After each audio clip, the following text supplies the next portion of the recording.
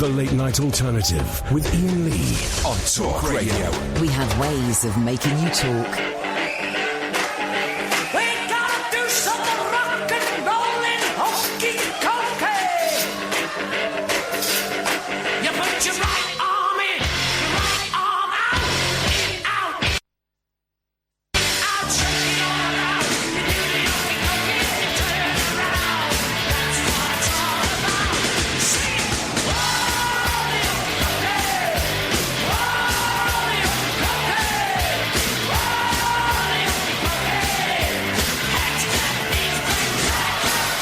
Put your left arm in, left arm out, in, out, shake it all about. You do the hokey cokey and you turn around. That's what it's all about. Come on. Whoa, the hokey cokey. Whoa, the hokey cokey. Whoa, the hokey cokey. Get drunk, fall down, you put your right side in, right side out, in, out, shake it all about. You do the hokey cokey and you turn around. That's what it's all about. Come on, sing it. Oh, the hokey cokey, sing it. Oh, the hokey cokey, here. Oh, the hokey cokey. Hands up, legs straight over. You put your left leg in, your left leg out, in, out, shake it all about. You do the boogie woogie and you turn around. That's what it's all about. Come on, sing it. Oh, the hokey cokey. Oh, the hokey cokey. Oh, the hokey cokey. And red band, blue band, black band. You put your backside in, your backside out, in, out, shake it all about. You do the hokey cokey and you turn around. That's what it's all about. Sing it. Feel the hokey cokey. Feel the hokey cokey. Feel the hokey cokey. Hands, clap, knee, bend, yank. Put your whole self in, your whole self out, in, out, shake it all about. You do the hokey cokey and you turn around.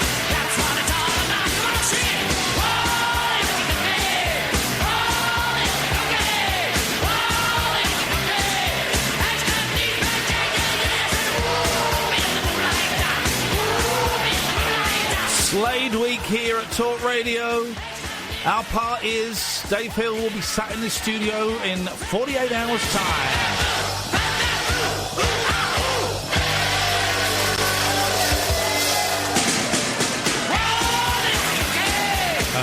Then all four original members will be reuniting for the first time since 1991 on a Lexis Conrad show.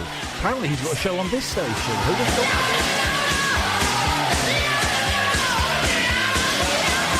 That's quite possibly one of the worst things I've ever heard in my life. I mean, this Dave Hill book is just... It's out of this world. It's incredible. And when it was kind of over for Slade and they couldn't get a hit, that was a single they released, thinking that might get them back in the charts. The Okie Kokie! It has got the best opening. Here we go. Listen to the opening. We gotta do some rock and rollin' hokey cokey. We're going to do some rock and rolling Hokey Kokie. I didn't hate it, I'm going to say it. I mean, if that comes on at a Christmas party, I've never heard that before. If that came on at a Christmas party, I'd be up doing the Okie Kokie. Of course, the Okie Kokie is about... It's about 3 minutes long. It gets quite frenetic towards the end. It's about the Great Fire of London. It's not. Yes, it is. It's about the Great Fire of London. How? You won't go back in again if you got out. Yeah, to put your right arm in is to get your loved ones and bring your right arm out. You bring your wife out. In, grab your kids, out. In, grab your kids, out. Shake it all about because it's singed. It's about the Great Fire of London. Absolutely true. 0344 499 1000 is the phone number. If you want to give us a call, Billy Snowflake. Don't. No, I know. Can I read his tweet out? So there's a story in the paper today. I'm quitting the show. Okay. So maybe I will. Maybe I won't. I don't know. Who knows? So there's a story in the paper. Iain Lee has tragic comic. Iain Lee. Where is it? That's the headline. Iain Lee has on-air meltdown as he says he wants to quit. Quit is in capitals. His shit radio show, but is up to his eyeballs in debt due to divorce. I mean... Iain Lee said he wanted to quit his SH1T radio show, but can't due to mounting debts caused by ongoing divorce in an on-air meltdown on Tuesday. The former I'm a Celebrity star, 45. Well, happened on Monday, but they're always a day late. Ranted. How come Stanley Johnson's on the ITV2 Extra Camp show and I was told we weren't I wasn't asked? Ranted about declining numbers of listeners and the lack of originality of his nightly show, The Late Night Alternative on Talk Radio. Excellent plug there. And hang on, where else are you going to hear someone complaining about the lack of originality on a show that they are responsible for the output of? Where else? No one else is going to say it. Before admitting he felt like he was treading water, as his aghast co-host, Catherine Boyle. Co-host? Hey! I'm up from female pal. Well, I would say it's a demotion. Attempted to talk to him, the comedian went on to slam the same old callers who contact the show before saying if he didn't have to shell out $3,000 a month, he would quit. He said, I don't know what to do. 24 minutes in, I don't know where to take it. So close to quitting because I just feel I'm repeating the same old SH1T we've been doing for years. It's not going anywhere. They failed to mention that... Hello? Sorry, is that you? Can you turn that off, please? They failed to admit that we then went on to do one of the best radio shows we've done in a long time. We're getting the same old callers. It feels like the same handful of people calling in. We've got Alan. We've got Nigel. We've got Alistair. We've got the same 5-6 people calling in for 3 years. Then my friend Scott took a picture of just this bit of quote and sent it to me. And he said, I'm in hysterics at this. Alistair's calling in now. I don't know why. It's probably to have a go at me. And it goes on and on and on and on and on and on and on. So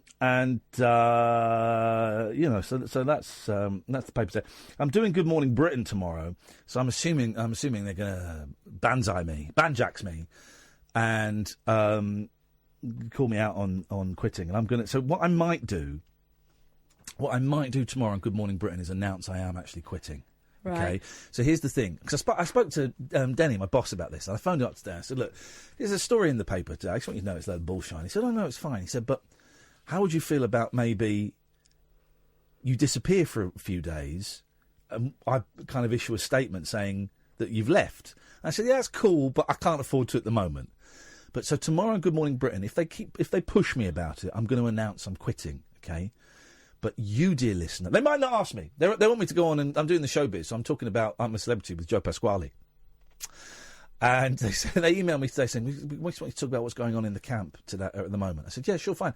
Haven't seen any of it, and I'm not going to watch any of it, but happy to say anything you write down on a card for me to say. So all of my insight tomorrow about the jungle will be something I've told.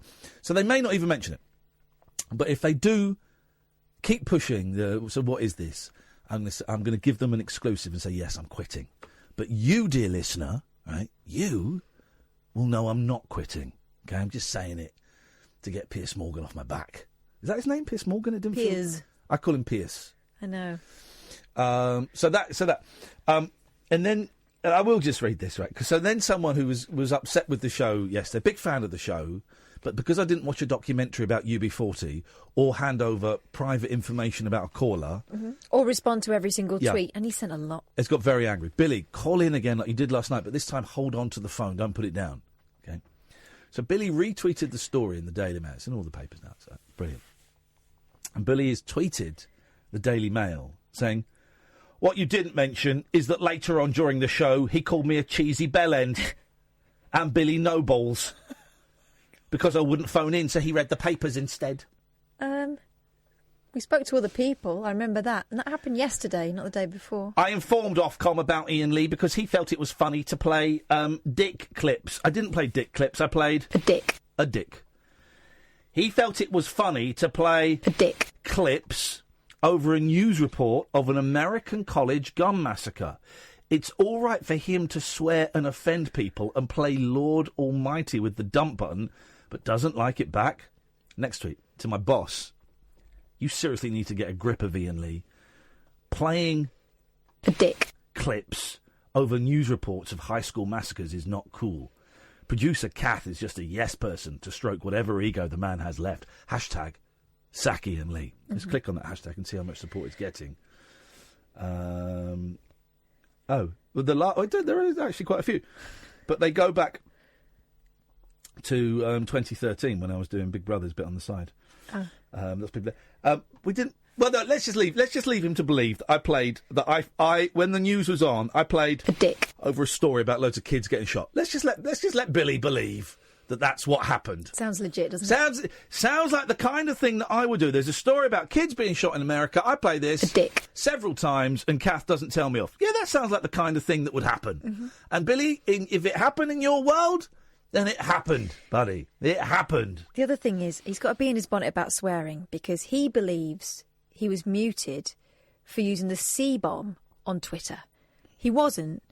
I muted him for being annoying on Twitter, which is quite different. Billy, give us a call, man, seriously, because peace and love. I'm here to spread peace. I'm here to spread love. That's what we're doing tonight. It's all about peace. It's all about love tonight. Hey, guess who we met downstairs? Pat Sharp. Coming into the building after going out for a very expensive but very nice vegetarian meal in one of my favourite vegetarian restaurants, Mildred's. The one near Regent Street, not the other one. Not so keen on the other one. That one is great. I've not been there for a long, long time, and I thought we're going to go and see a film, and then we were late for the film. It's like let's go and have a nice meal. Not been out for a nice meal. We had to wait 45 minutes. It was worth it. It was so busy. It'd be about 45 minutes. Yeah, fine, not a problem. So we're munching olives at the bar, and the barman went, "Yeah, those olives are not to be eaten. They're for customers." I'm not a customer. What he meant was you can't just dig into these olives. But I was digging in. But yeah, we waited 45 minutes to be sat.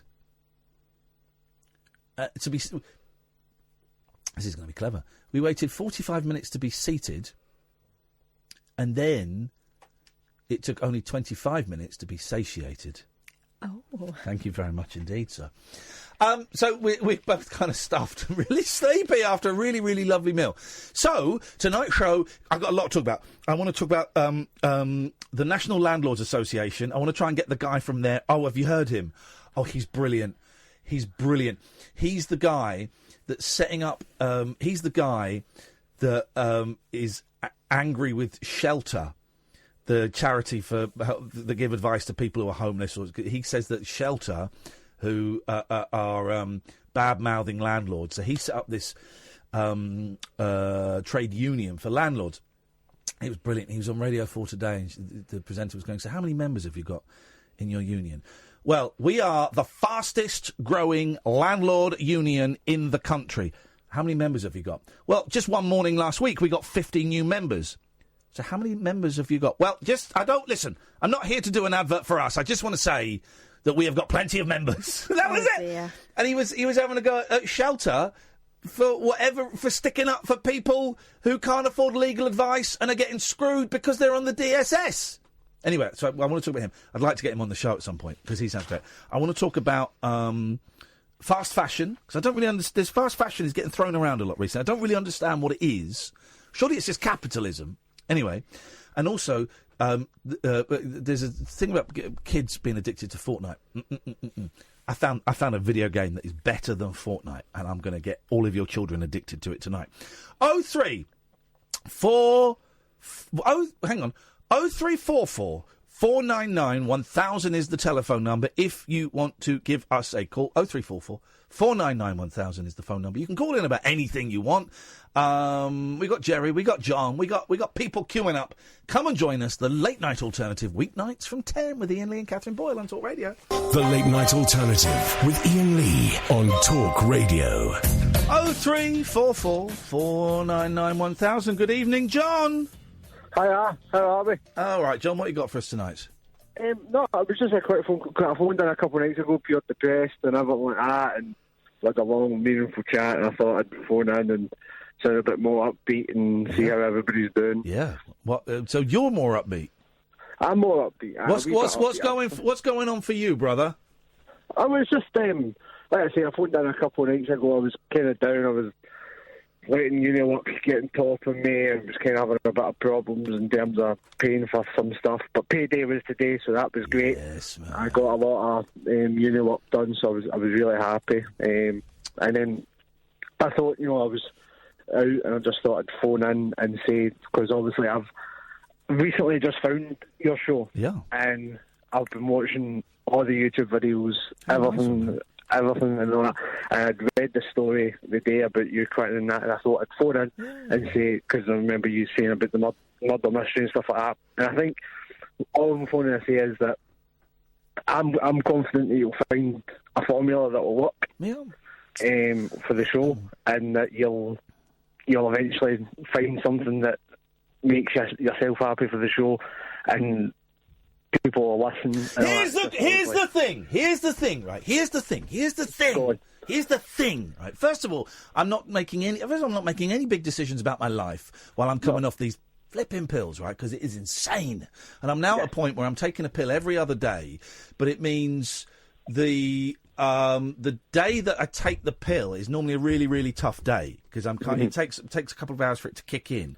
So that day is a tough old day. I get the electric shocks in the day, and then I kind of sink, and that was probably what it was the other day, right? Yeah. So here's the thing.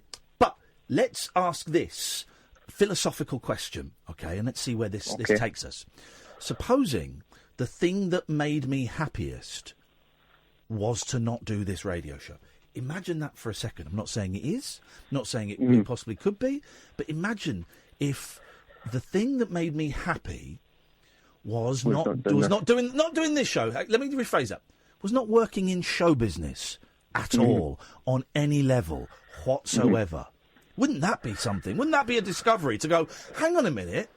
Yes, I'm good at this, like broadcasting and doing Good Morning Britain and all of that stuff and podcasts and all of that, but it's not only does it not make me happy, it makes me actively unhappy. Wouldn't that be a realisation to get to, kids? I said maybe you could even toss the flip coin. The coin. You man alive, your accent. That's the second time I think I've pressed the dump button on you for no reason whatsoever. I thought you said maybe you could F the coin.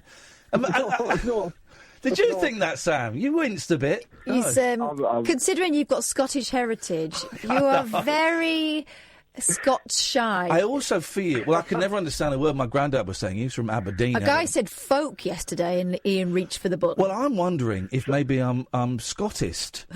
Well, see, this is the thing. I'm from Glasgow, right? And I met somebody from Inverness and they never understood what I was saying. Yeah.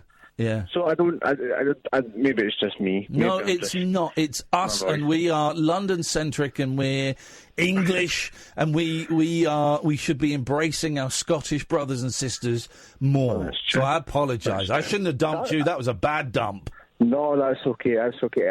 You need to do it. No, but what I was saying was, if you flip the coin, it could be because I was kind of in a bad relationship years and years ago, and I thought to myself, like, I'm really unhappy. I said the happiest thing for me would be to get out of this. Yeah. And then I sat and thought to myself, but I don't know if I'm ever going to meet anybody else.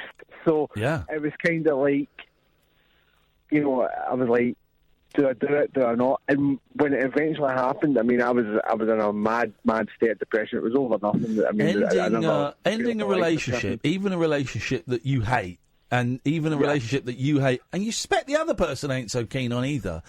Ending it is the hardest thing, man, isn't it? Well, no, it is. It really is, and that's what I'm saying. So I think when you ever think of something that's making you unhappy, I think it is always hard to then say, well, this is the source of my unhappiness. Because then you might leave and then you might find yourself even more unhappy, and it's like, well, now I can't go back, and it's difficult. But like I say, at the end of the day, you need to put yourself... One of my greatest moments of clarity was after I got clean from drugs the first time, and I got about a year clean. I was with a girl that I'd been with for 8 years at that point, and we split up. So I've been, an a-hole for a long time, doing loads of drugs and going out with her. And then I got like a year clean, and we kind of split up, and I sort of initiated it. Yeah. And because we were both miserable, and I could see us both being miserable for many, many years to come. But both being... So we ended it. And I never forget, it was tough and it was horrible, and she moved out, and she sent me a text one night saying, are we doing the right thing? And at that moment, I could have pressed the button, I could have turned it around and said, no, let's get back together, let's do this. And it was the bravest thing I ever did was right back going, yeah, think we're doing the right thing. Oh, it was horrible. I'm tearing up thinking about it. Replying back to that, yeah, we're doing the right thing. And it was the right thing. And she is now very, very happy and very, very successful in what she's doing. I saw her a couple of years ago and we email from time to time. And I'm on my journey, and splitting up was the right thing to do. But we could have. It's easier to stick with people because you know them. Yeah, no, exactly. Because sometimes you become a bit. I don't know what the word is, but you wouldn't focus on yourself. You'd be like, right, I'm not happy. I want to end it, but this person's happy, and I'm not wanting to hurt them. So it would be like, I'm not going to end it. And then you're putting yourself through more pain just because somebody else is happy. You need to sometimes, again, like I say, you just need to put yourself first and be like, no, this is what I need to do. And that's what we were talking about, like, the moment of clarity. The moment of clarity. Hey, listen, man, it's always good to talk to you, John. We'll speak again soon, fella. Thank you. Cheers. Oh, thank you. Cheers, bye-bye. Bye-bye. 0344 499 1000 is the phone number. I'm just enjoying myself on Twitter. Hey, it's Scottish night. I can't be Scottist. We've got Ricky on the line. Good evening, Ricky. Good evening. Good evening.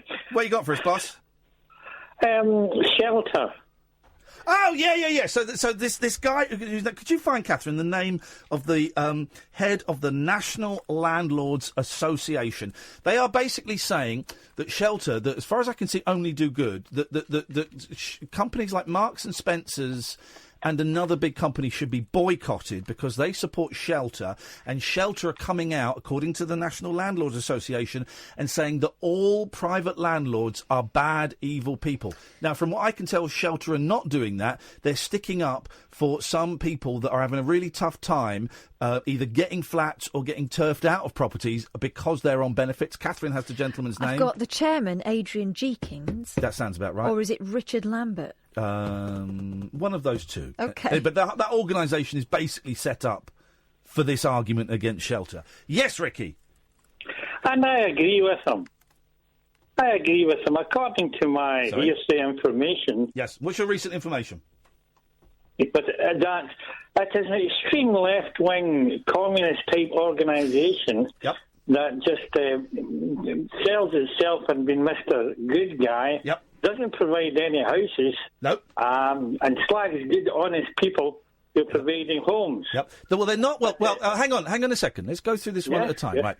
They don't provide houses. No. They provide free legal advice and support for people who are struggling in terms of dealing with. This is one of the many things they do in terms of dealing with landlords who are victimising them.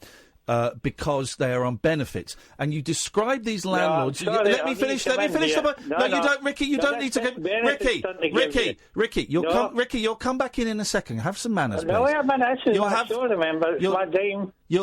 It's what? But it's my dime. This. No, it's not. We phoned you back. Ricky. It's our dime. Oh, so you did. Well done. You see, it's a fact. Let's not let facts get in the way of passion, shall we? You will come back in, dude. Listen. And also, you say that they're victimising good working people. They're not. The people that they are arguing with are landlords who are good people. No, you let me finish the sentence. The people they are arguing with are landlords who are exploiting people on benefits. That's who they're arguing with. They're not arguing with good, decent landlords. They're arguing with the bent ones that are only out to put money in their pocket at the expense of you come in here. Families. You can come in now, Ricky. Well done. You've almost worked out how a conversation works, so now you can come in. I've nearly finished my point, so you can come in and make yours. I'll interrupt you before you finish yours, of course. Of course, you must. That's all very nice propaganda. For an organisation that's facts. Those are facts. Again. No, the facts are. No, let's hear the facts, Ricky. No, the facts are. Let's hear the facts, Ricky. Set up there to slag good people, and they keep the welfare housing benefit personnel. Okay. That's the fact. That's not. No. You're just going for a nice story. The story you're giving is one that will get you votes. Ricky, what I'm saying is not a nice thing to say, Ricky, but it's the truth. It's not true. Can we... Do you know what... You kept interrupting. Yeah. You kept interrupting me. Yeah. Do you know what a fact is? Let's break this down. Do you know the difference between a fact and a passion? If we're going to go to all this, do you know the difference between a fact and an opinion? Shelter.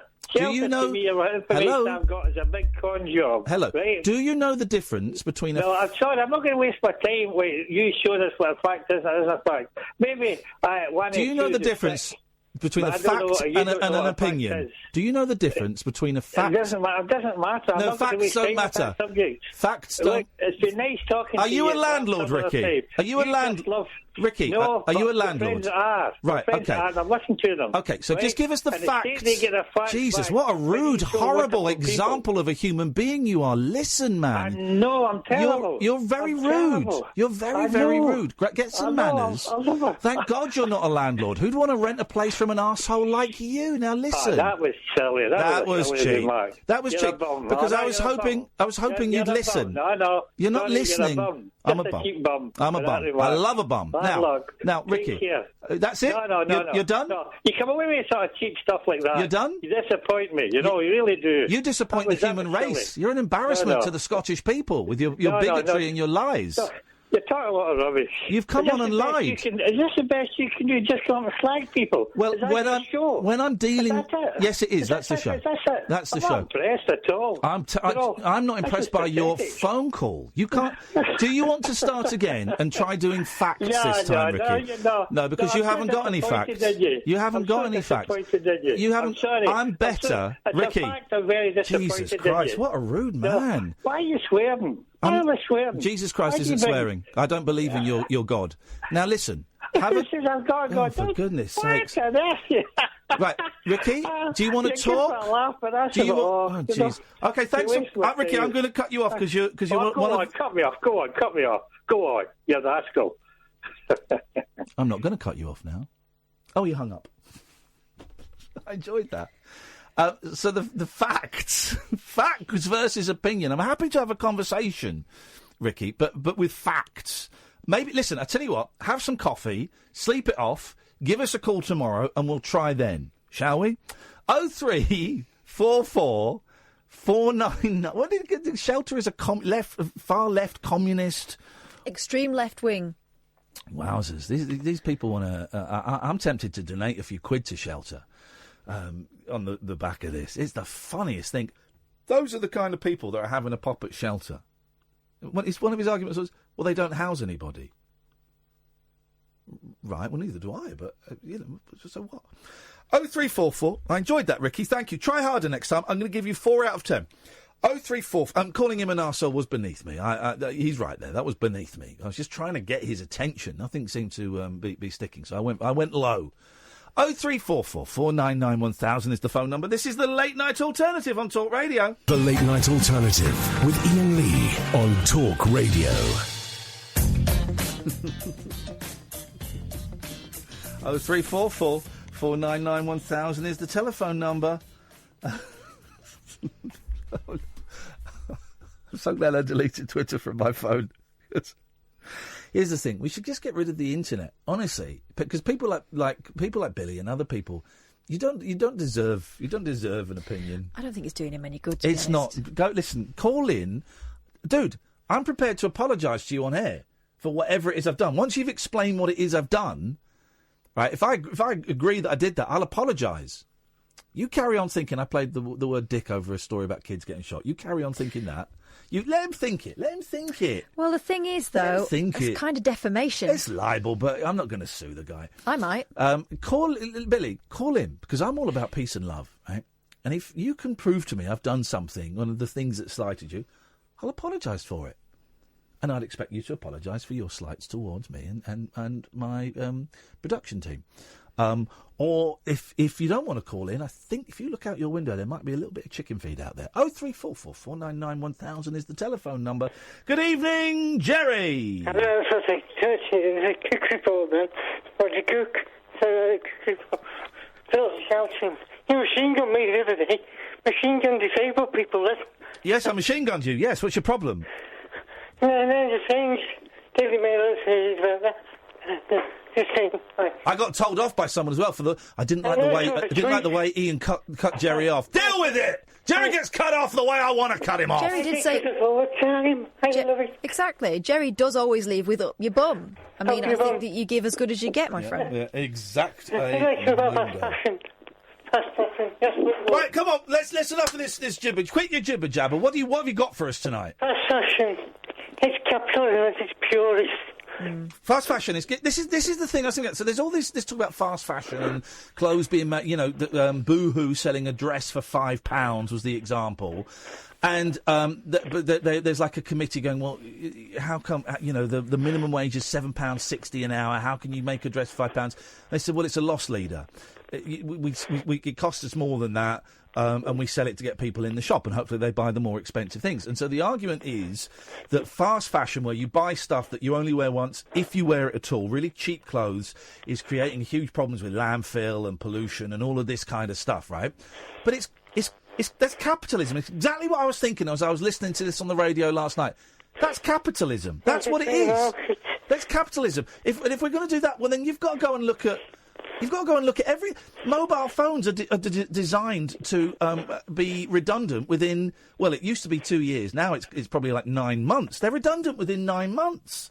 All the plastic, the energy, the glass, the steel, the technology, or the power to make it, shipping it over from China. All of that stuff. That's capitalism, man. Survival of the fittest. Survival. I'm a bit upset. My mother hasn't been in touch my birthday. I'm doing my birthday 6 months. Calm down, because I can't understand you. 6 months unheard from my mother. 6 months unheard from 6 months since you've heard from your mum? Yeah. Right. Well, that's not It's my birthday tomorrow, and she hasn't even been in touch. I don't know if she's alive, but I don't know. Both that she's alive. Can you, why does your mum not speak to you, man? I don't know. I don't know. Is she... I'm going to ask a question that's going to sound harsh, because I don't really know the full story, so I'm just going to go in there with a big one. Is she embarrassed by your Parkinson's? No, I don't think so. I don't think she is. I just think she's emotional. Yeah, she doesn't... You're saying that she doesn't know how to cope, and seeing her son like that is perhaps a hard thing to see. It could be, but I don't think that is the problem. I don't know if she's poorly. I don't know if she's ill. Can you, by the way, thank you to Mandy Bryan, who I was talking the other day about struggling with my youngest son, sent me a brilliant email saying, kind of giving her a little bit of her backstory. Said, why don't you write your son's letters? And I've done that, Mandy. I've got them in my bag. I need a stamp off of you, please, Catherine. Well, I'm going to post them letters. I'm going to try and get into a thing of where I write them letters every week. So thank you for that, Mandy. But could you not write a letter or an email to your mum and say, what's going on, man? Why, I miss you, and I'm scared, and I'm struggling, and I'm having a tough time, and I nearly choked on a custard cream the other day, and... Yeah, I was stuck on the school 2 years ago. Not like 2 years ago. She blamed me. She asked into my mother, and she blamed me. She said, I think easy life, but he skipped on the floor at home, and just called the ambulance. I'm struggling to understand you today. Sorry, Big J. Oh, calm down. Well, calm down. But could you not? Let's return on my own. No. My Could you not? Shut up! God's sakes! Worse than that idiot from Glasgow. No machine gun. Shut up! You're worse than Ricky. Was it Ricky who was an idiot? Good. You're worse than Ricky. Ricky. Could you not? Like send her like an email. Like get an email. Get someone to type an email so it's all there. You got everything you want in there. And what have you got to lose? What? She's not going to talk to you? Well, she ain't talking to you already. So if you write an email, and here's the thing, it must be incredibly hard. Not justifying what she's doing, but it must be really, really hard for a parent, a mum, perhaps more so, for a mum to know that her son is screwed physically, is in the condition that you are, where your body's buggered, right? I hope you don't take offence to that, but I think that's a pretty honest thing. It must be hard. And I imagine that some mums would go hell for leather and being overprotective and there all the time. And maybe some mums go the other way and they just can't face it. It would be difficult, I imagine, to have that balance of just being a normal mum with a normal son in a normal situation. So could you not write to her and ask her? She didn't come to us tomorrow. I'll give it tomorrow. I'm 47. 47 you do, man. You think you got that sticker? I'm 47 tomorrow. Right, listen. I'm not really understanding you, and this is a big conversation, and I don't want to get the wrong end of the stick. So I'm in about 30 seconds, I'm going to tell you to shove it up your bum, and I'm going to cut you off. Right? Okay. Okay. About 30 seconds, so don't go anywhere yet. It's coming. Maybe give us a call tomorrow. And if you're speaking a bit better, and we can talk about it, because I'd like to know. Maybe there are things that you can do. Because it's tough for her in a completely different way that it's tough for you. You're both going through, two crappy journeys. Are you masturbating, Jerry? Is this turning you on? You stick it up your bum, Jerry. He's gone. Give me the machine gun, he said. It's no good if they want it. Can only machine gun so many people. I haven't seen my mum for a month, 6 weeks, maybe a bit more, actually. I'm hesitating saying 2 months, because it's not quite 2 months, it's less than that. But I haven't seen my mum for a while. And it's tough for the people. The thing with my mum is that she's not completely there mentally, whereas Jerry is as sharp as a pin. So if I go and see my mum, time is very elastic for my mum, and she will think that she probably saw me last week. And it's not a great situation to be in. But whereas Jerry is, Jerry's aware of every second. Do you remember when my grandmas were ill and I had a similar conversation with you about how much they recognised me being there? No. Yeah. What did I say? I said there was a big part of me that didn't want to go because they wouldn't know anyway, and it was hard for me to see them like that. Yeah. You told me to go. Oh, wow. I'm glad I did. Yeah, and But I get it. I need to see. It's hard, man. It's hard. Here's the thing, and this will sound selfish, but screw you guys. Screw you, Daily Mail comment section saying I'm selfish and I should get a real job in a supermarket.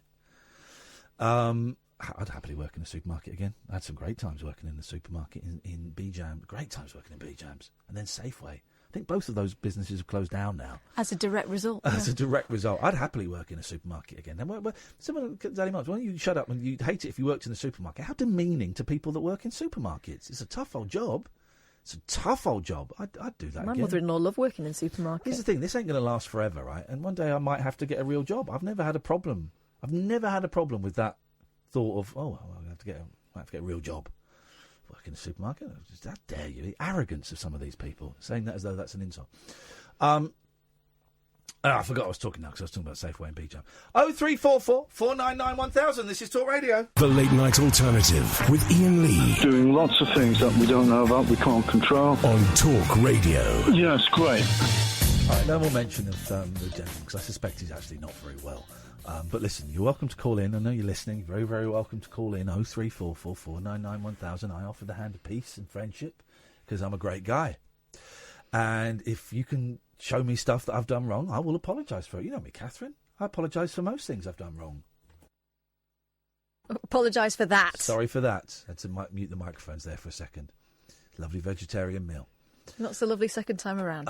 So listen, I'm not going to mention you anymore because I'm worried that this doesn't, I'm worried that maybe you're unwell or something. So listen, peace and love. What's wrong? What? Just upsetting. 0344 499 1000 is the telephone number if you want to give us a call. So fast fashion is. Do you know what this is? You know what it is. Go on. Well, it's fast fashion. It's not supposed to last. Fast fashion, I'd say. It's kind of, the piece of the moment. So it might be something that you're not going to keep it forever. You wear it once, like say, you don't expect it to last. It's not the best quality, but you don't expect it because you're paying £5-10 for it. But and then you might just bin it. But there's like an inquiry into it. I don't understand why this is But who is doing the inquiry? Is it the government? I think it's a cross-party Right, group it's one of of those MPs, select isn't it? committee I think so. type things, Let me right? check. But I don't understand. Like they're suddenly surprised that there are loads of cheap clothes that people only wear once or twice before chucking. But how can they only just know that? You go into any, like Primark and TK, you go into any shop actually, and they'll have bundles of, 3 T-shirts for £5 or loads of stuff like that. Where would we get stuff for the kids? Because it's so cheap. H&M, Henny's. Is that Henny's? Yes. Why don't they call it Henny's? It's because it's Henny's and Maritz or something. Henny's and Menny's. Okay. You go into Henny's and Menny's, right? The amount, I know you don't pay VAT on kids' clothes, but the kids' clothes are so cheap in there. So you go in there and buy stuff. And well, also, we've got kids that won't fit the same clothes for another... They'll fit the thing for 6 weeks, if that. But clothes everywhere are cheap, unless you go into, like, a boutique or something like that. So how is this select committee only... I don't understand why this is a story at the moment. The Environmental Audit Committee, so really it's more about, I suppose, things getting chucked away. Tuesday, representatives from the likes of Primark, ASOS, Misguided, Marks & Spencer and Burberry were called to give evidence. Many were questioned by politicians over how they could responsibly sell clothes for prices of £5 or less, considering this is below the minimum hourly wage. Well, hang on, as Jerry said, that's capitalism, baby. That's what this is the system you wanted. This is the system you've got. More stuff for less money. So here's what Bustle.com says. As reported by the BBC, one of the most powerful lines of questioning... Barcy Dussel. Barcy Dussel, did you just say? No, I said Darcy Bustle. Did you? No, didn't say. No. He said Barcy Dussel, didn't he? Don't. No. Whoa. Let's just be careful. A dick. Well, I mean... Dirty pervert. Exactly. As reported by the BBC, one of the most... Dun, dun, dun, dun. Iain Lee. Dun, dun, dun, dun. My show. Casting Boyle. Dun, dun, dun, dun. Iain Lee. Radio. I don't think we're spending as much on the jingles as we used to. Oh, man. As reported by the BBC, one of the most powerful lines of questioning came from Labour MP Mary Creer. She asked the Primark's head of ethical trade and environmental sustainability, Paul Lister, how can you justify selling T-shirts in your stores for as little as £2 or £3 and how can you be making a profit on those? Lister stated that Primark's lack of advertising allows the brand to keep its prices exceedingly low. Yeah. That goes straight into the price. That keeps our pricing low. But I don't understand what their issue is. Their issue is it's a waste of cotton and fossil fuels, I guess. And a lot of this stuff is made in the UK. Yeah. The UK. The UK? UK? Oh, fine. Mike. Wike. I think they're also concerned about the rapidity of turnover. What's it got to do with them? Because it ends up in landfill. But So what? Primark are saying what they're going to start doing is allowing people to return their old clothes to the stores, and then they'll be sending those to charities overseas. Overseas, so it fills up their landfill.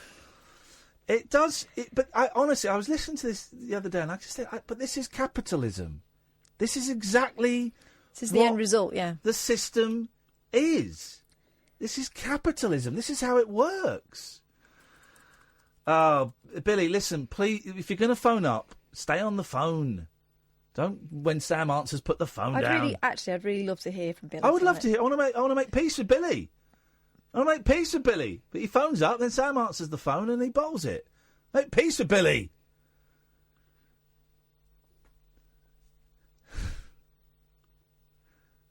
He's just finishing that sentence in my head. But so I don't understand why people are getting their knickers. It's a deliberate kind of almost a pun, in a twist over this. Everything you see, right? Newspapers. How can they afford to sell newspapers for 75p?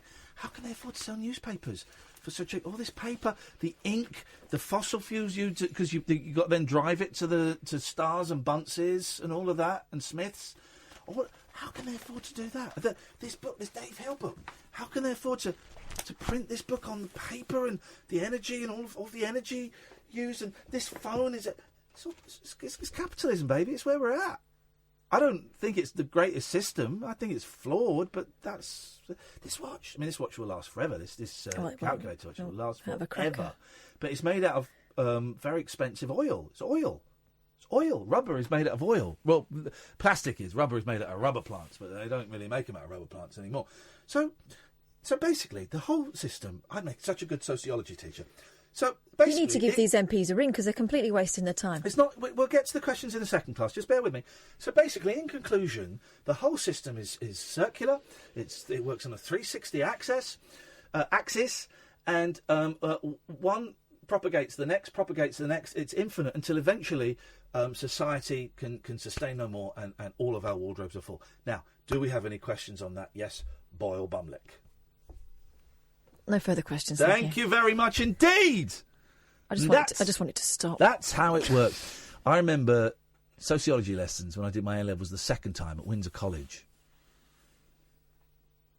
It's just the most boring lesson I've ever had in my life. We had two teachers. One was quite a saucy woman, but she pronounced marijuana. Oh, dear. And one was an old guy who was dull. So I failed that. Psychology, I got a B in. Well, I did it in 9 months, but then I also had 2 months off because I was I was dying. I was actually hospitalised with glandular fever. And that's why he got his Pride of Britain. And so I did it in 6 months, and I got a B, A-level B. Really was an inspiration to other people. And that's why I got his Nobel Prize. Oh, listen to you. Well, what A-levels have you got in 6 months? In 6 months? Well, in no months. I did A-level general studies and got a B. Oh, well, that's I didn't do any lessons. General studies isn't a lesson. That's just like... I didn't do any lessons because I was doing GCSE German at the same time. Right, general studies is like, what is a car? General studies Well, is... who would you adopt first? This black baby or this gay baby? Yeah, well, I got the answers right. Well, it's obviously, you would go for the black baby and hope it turned gay. Is that sociology you're doing there? No, that was general studies. Was it? Well, I missed that question out. I don't know. It's. But everything else I got A's. So. But look at you, now. Exactly. Yeah, exactly. Oh, you're my sidekick. Fabulous. You're my sidekick, and I did terribly in my A-levels. I'm your what? You're my sidekick. I think you're saying boss wrong. Why don't you write down on a bit of paper how much money you earn? Okay. Then I'll write down on a bit of paper how much I earn. Okay. And then we'll see just how valuable... Oh, God. Those A-levels... Can you stop letting rip? I don't know what you're talking about. That is libel. Nothing. The listener heard everything that just went out then. Not quite everything.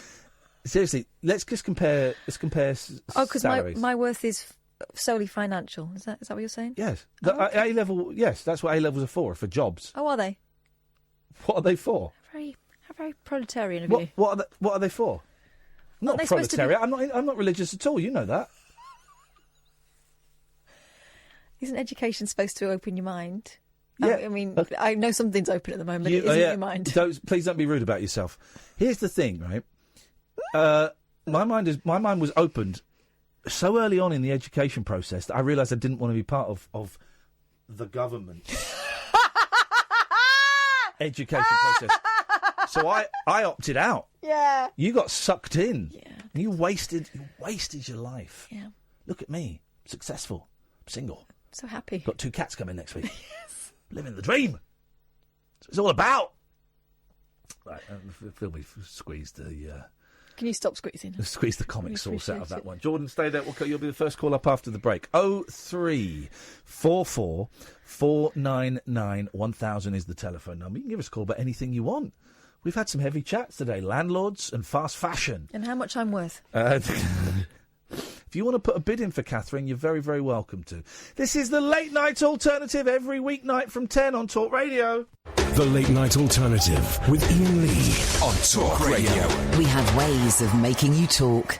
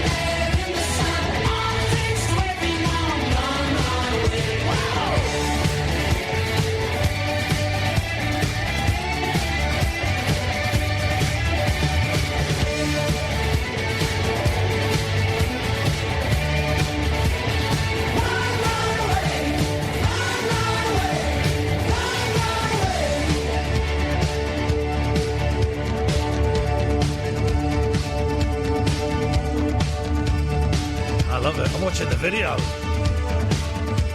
There's a man tossing the caber.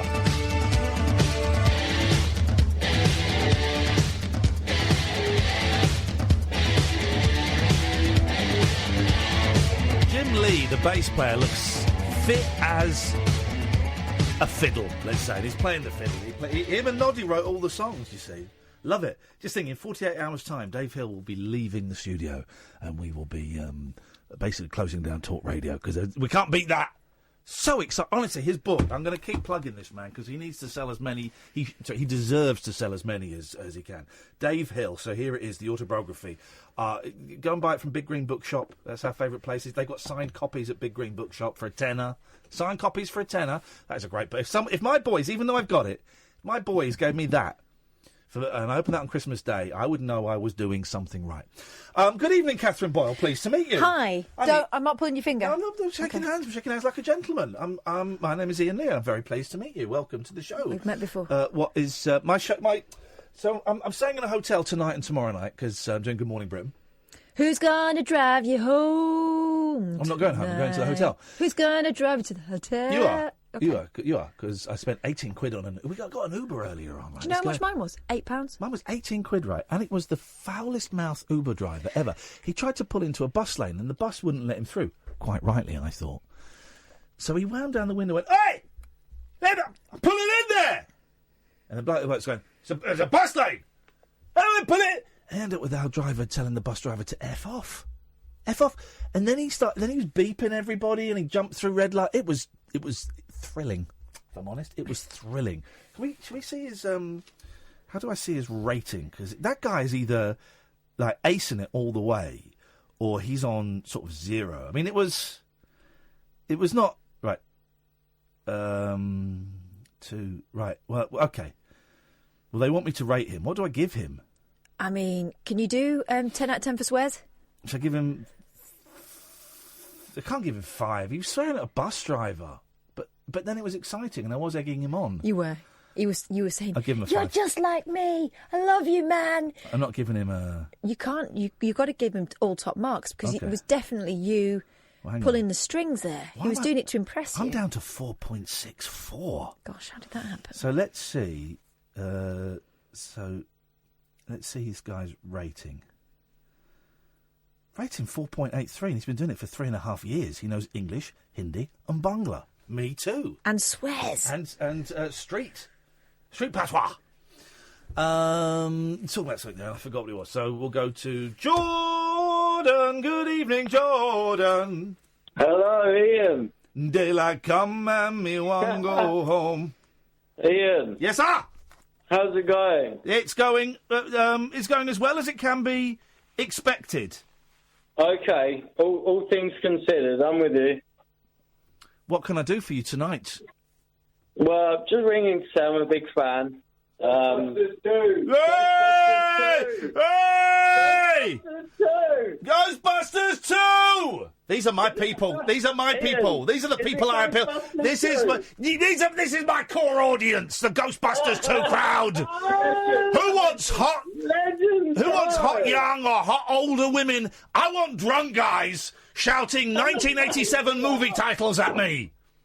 Keep at it, Ian. We love you. I love you, bro. Are you having a good night, guys? We love it. For a Wednesday, it's a bit raucous. You know, we've just picked up our friend from the airport. Your parents? Friends. Oh, your friends. No, well, not our parents, no. Hey, listen, guys. You can smoke a doobie with mum and dad. If your mum and dad are hip, they've got some pot, and they will roll a doobie. Look. Ian, let's not go there. Use your mum's bong! Is it Ghostbusters 2? Okay, well, you have a good night, guys. Thanks for calling. Love you, Ian. Love you too. I love you more. There we go. Those are my people. And this You just tickled his pickle. Okay, well, this is your people. Hello, Nigel. Oh, good morning. No. What the... Oh no, I thought I was watching GMTV. What, you're going back in time? It's Good Morning Britain. I'll be on tomorrow. I think I'm on at 6 o'clock. Are you on live? I'm on live at 6 o'clock, then at 6:50, I'll try and then at, I think then. maybe like 8:50 or something. I'm on with Joe Pasquale. You're with Joe Pasquale? I'm on with Joe Pasquale. Yeah, I could be there. I could come. Well, you could do, I suppose. They won't let you in. But I mean, they would if you gave me a pass.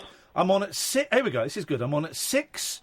Then I'm on at 6:50. Then I'm on at 8:20. So I get a break between 7 and 8, and then I go on at 8:20. I'll be back in bed by 9. I'll be back in bed by 9 o'clock It's tomorrow. all bits and pieces, isn't it? Yeah, really. I'll be talking about I'm a Celebrity, Magic Mike, right, and Creed 2. What's that, a film? It's a boxing movie, yeah. Oh, right. And I'll be on with Joe Pasquale. Yeah, he's quite funny, isn't he? Yeah. I've got a song that'll get on your nerves, get on your nerves. It's Carrick Fergus. He's a funny man. He's a funny guy. He's been going for years, hasn't he? He's not really been doing much recently, because it was him and Bradley Walsh for a long time, wasn't it? And then Bradley... you know Bradley Walsh? No, never heard that name before in my life. You've not met Bradley Walsh? Yeah, when I was on The Chase last week, I met him. Yes, of course, yeah.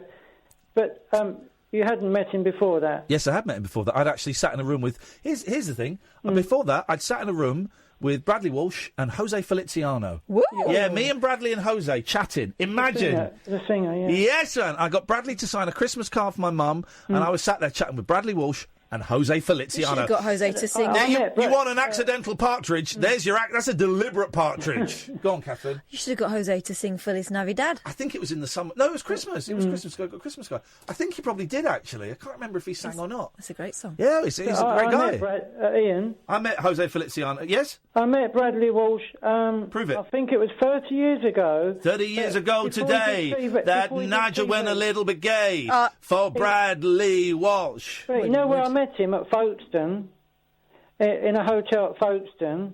Yes.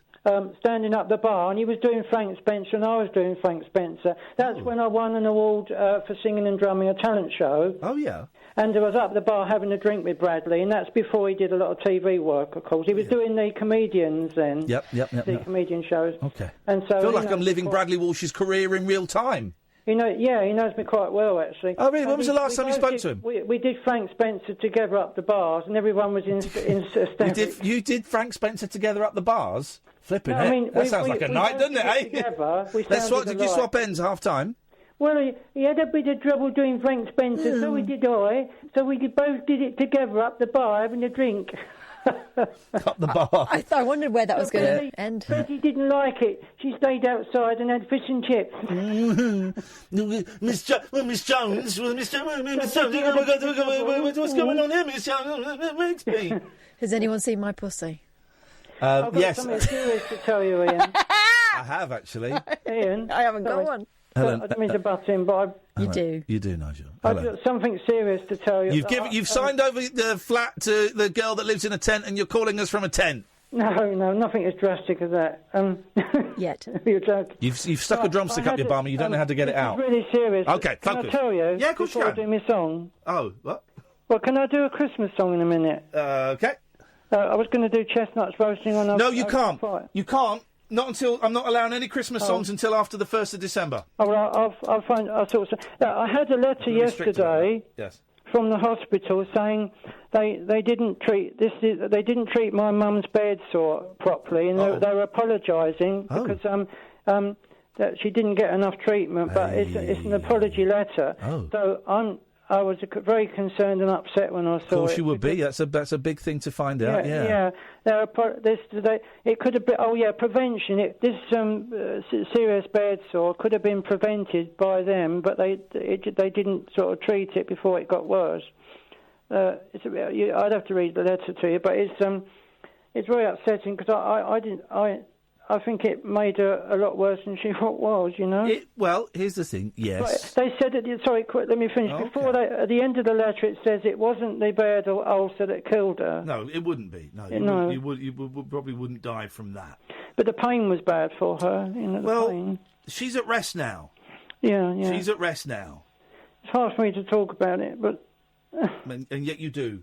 I do try. So bravely. And people say she's around me and she's watching over me, and I believe that. If that works for you, then that's great. My dad's there when I want my dad there. I talk to her when I'm busy doing things, and I hope she sort of hears me. And what things? Not when you're having a talcum chest and back massage. I hope. Not very often. No, you don't want her there for that.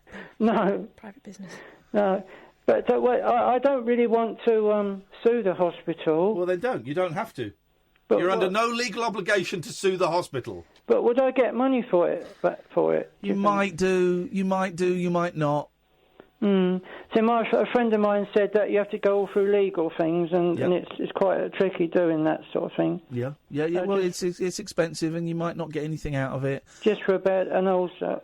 Well, you say just. It's a big. But it's my mum's life. That's what I was thinking. It's my mum's life. Maybe she could have been saved if that was right. done Well, she properly. couldn't have been saved because of that. That wouldn't have had any impact on that. My suggestion is accept their apology. Yes. And just try and move on. Now. The vicar's going to have a look at the whole thing to see what he thinks as well. Okay, well that's good. Would you like me to do Smile? That song? We feel we've had that quite a bit. What would you like me to do? But, I mean, I've got do you know anything by Slade? Because Dave Hill from Slade is coming on Friday. So I've got. I mean, I could come back late. I can't really sing later on because we're kind of contractually obliged to only play, and even I'm getting a bit sick of it. We've signed Talk Radio have signed an agreement with Slade Inc. That we'll only play Slade songs this week. I don't know any Slade songs. I can't do that one. That's the Christmas song. Come on, feel the noise. Yeah, that's not my choice. Girls, grab your boys. We'll get wild every day. I need a backing to sing that one. Do you like I Like to Boogie? Yeah, I'd need a backing to sing. You like to boogie? What's that? Jitterbug Boogie. Yeah, we're only doing Slade songs. Oh, I'll tell you what. Hang on a second, Nigel. Hang on a second, Nigel. Be quiet. Shut up, please. Yeah. Shut up, because I'm just a tenth of the way into the destruction of Catherine. So I know that's T-Rex, but I thought we were going to go. No, you didn't. Oh no, you didn't. Nigel, will you please button it? I thought we'd go glam rock. No, you didn't think that. You thought it was a Slade song. No, I never. Yes, you did. No, I never. I said, I did a big piece, and Sam will back me up on this. I did a big piece about we're only doing Slade songs, and we were listing Slade songs, and then you started singing a Jitterbug Boogie, which is not a Slade song. I know, but I was thinking of something that you might know that would be within the realms of possibilities. Of glam rock. Maybe another night. So I'll try and get the CD. You're not really a glam rocker, are you, Nigel? No, he's more of a I can try and get the CD in the charity shop, one of the CDs. Couldn't I? Sam, you're fired. Sam just said, you played the Okie Kokie. Pretty sure that wasn't them originally. It was their version of the Okie Kokie, and they did a cover version. So you're saying that we're not allowed to play songs performed by Slade cover versions. Is that what you're saying? Well, you're an idiot. So do you know the Okie Kokie, Nigel? Because apparently that counts. Yeah, if you could do the Okie Kokie. Yeah. Come on then.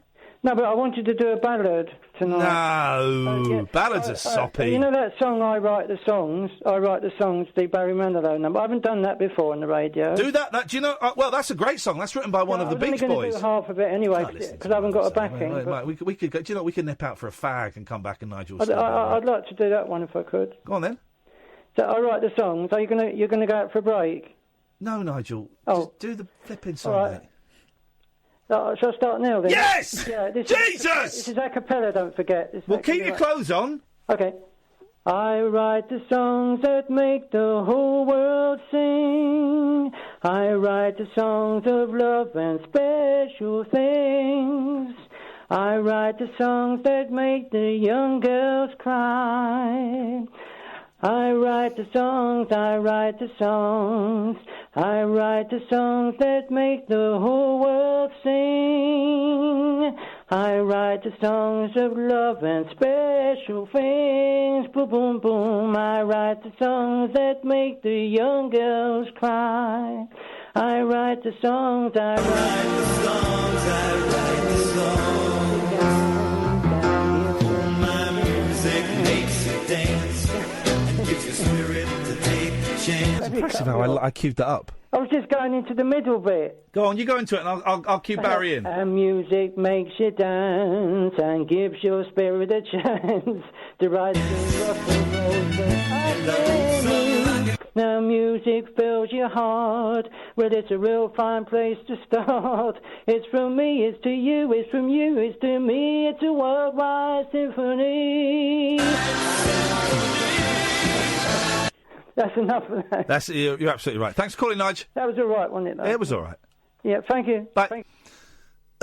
The Late Night Alternative with Iain Lee. I'm a nut job, but not that kind of nut job. On Talk Radio. Honest to God, it's the new Breaking Bad.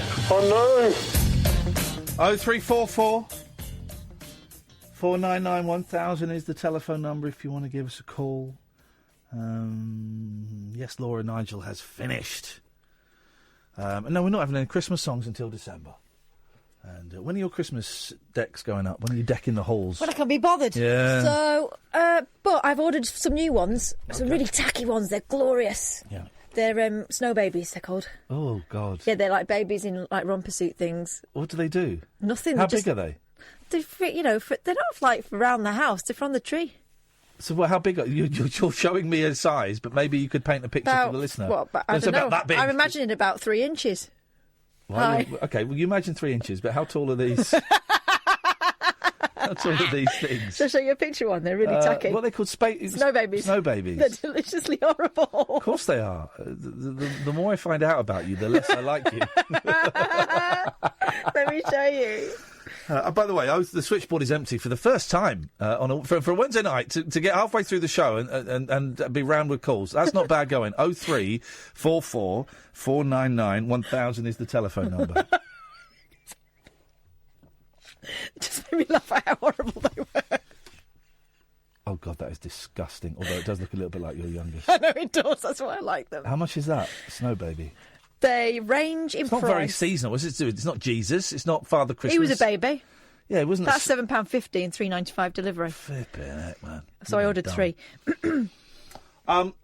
So everyone, of course, is going. I ordered this one as well. Oh, God. Look at this one. This guy. Okay. He's got a Christmas tree and a woolly hat. So everyone's going on about Fortnite, and there's a story about parents checking their kids into Fortnite addiction clinics and all. Here's the thing, right? Fortnite is no more addictive than any other game. It's just a really good game. It's a really good, simple game. I don't particularly like it. I don't like the building element of it. Fortnite is, when I play it, is 10 minutes of nothing and 30 seconds of getting shot. That's it. And I find it, quite tedious. It's not my cup of tea, but people love it. But here's the thing. There's a new game. Oh. Yeah. And what is this game? This is gonna F you up. The next frontier for video games could be internal organs. What?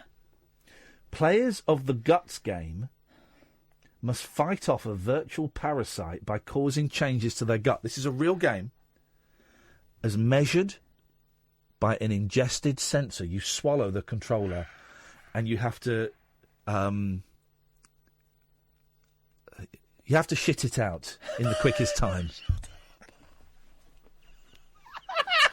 Small sensors. These pills. Oh, to continue reading, you've got to subscribe. I didn't look at that. Yeah, so you have to. You swallow this little tablet, right, and it's the game controller. And you have to basically make your body do all kinds of different things. Oh, now I can't find the blooming story. You have to make your body do all kinds of different things so that you pass it out of your body in the quickest time. Here we go. The Guts game turns your body into a biometric controller. Who needs a controller when you've got a stomach? Exertion Games has created the Guts game, where players race to excrete a biometric sensor by completing tasks that raise and lower your body's temperature.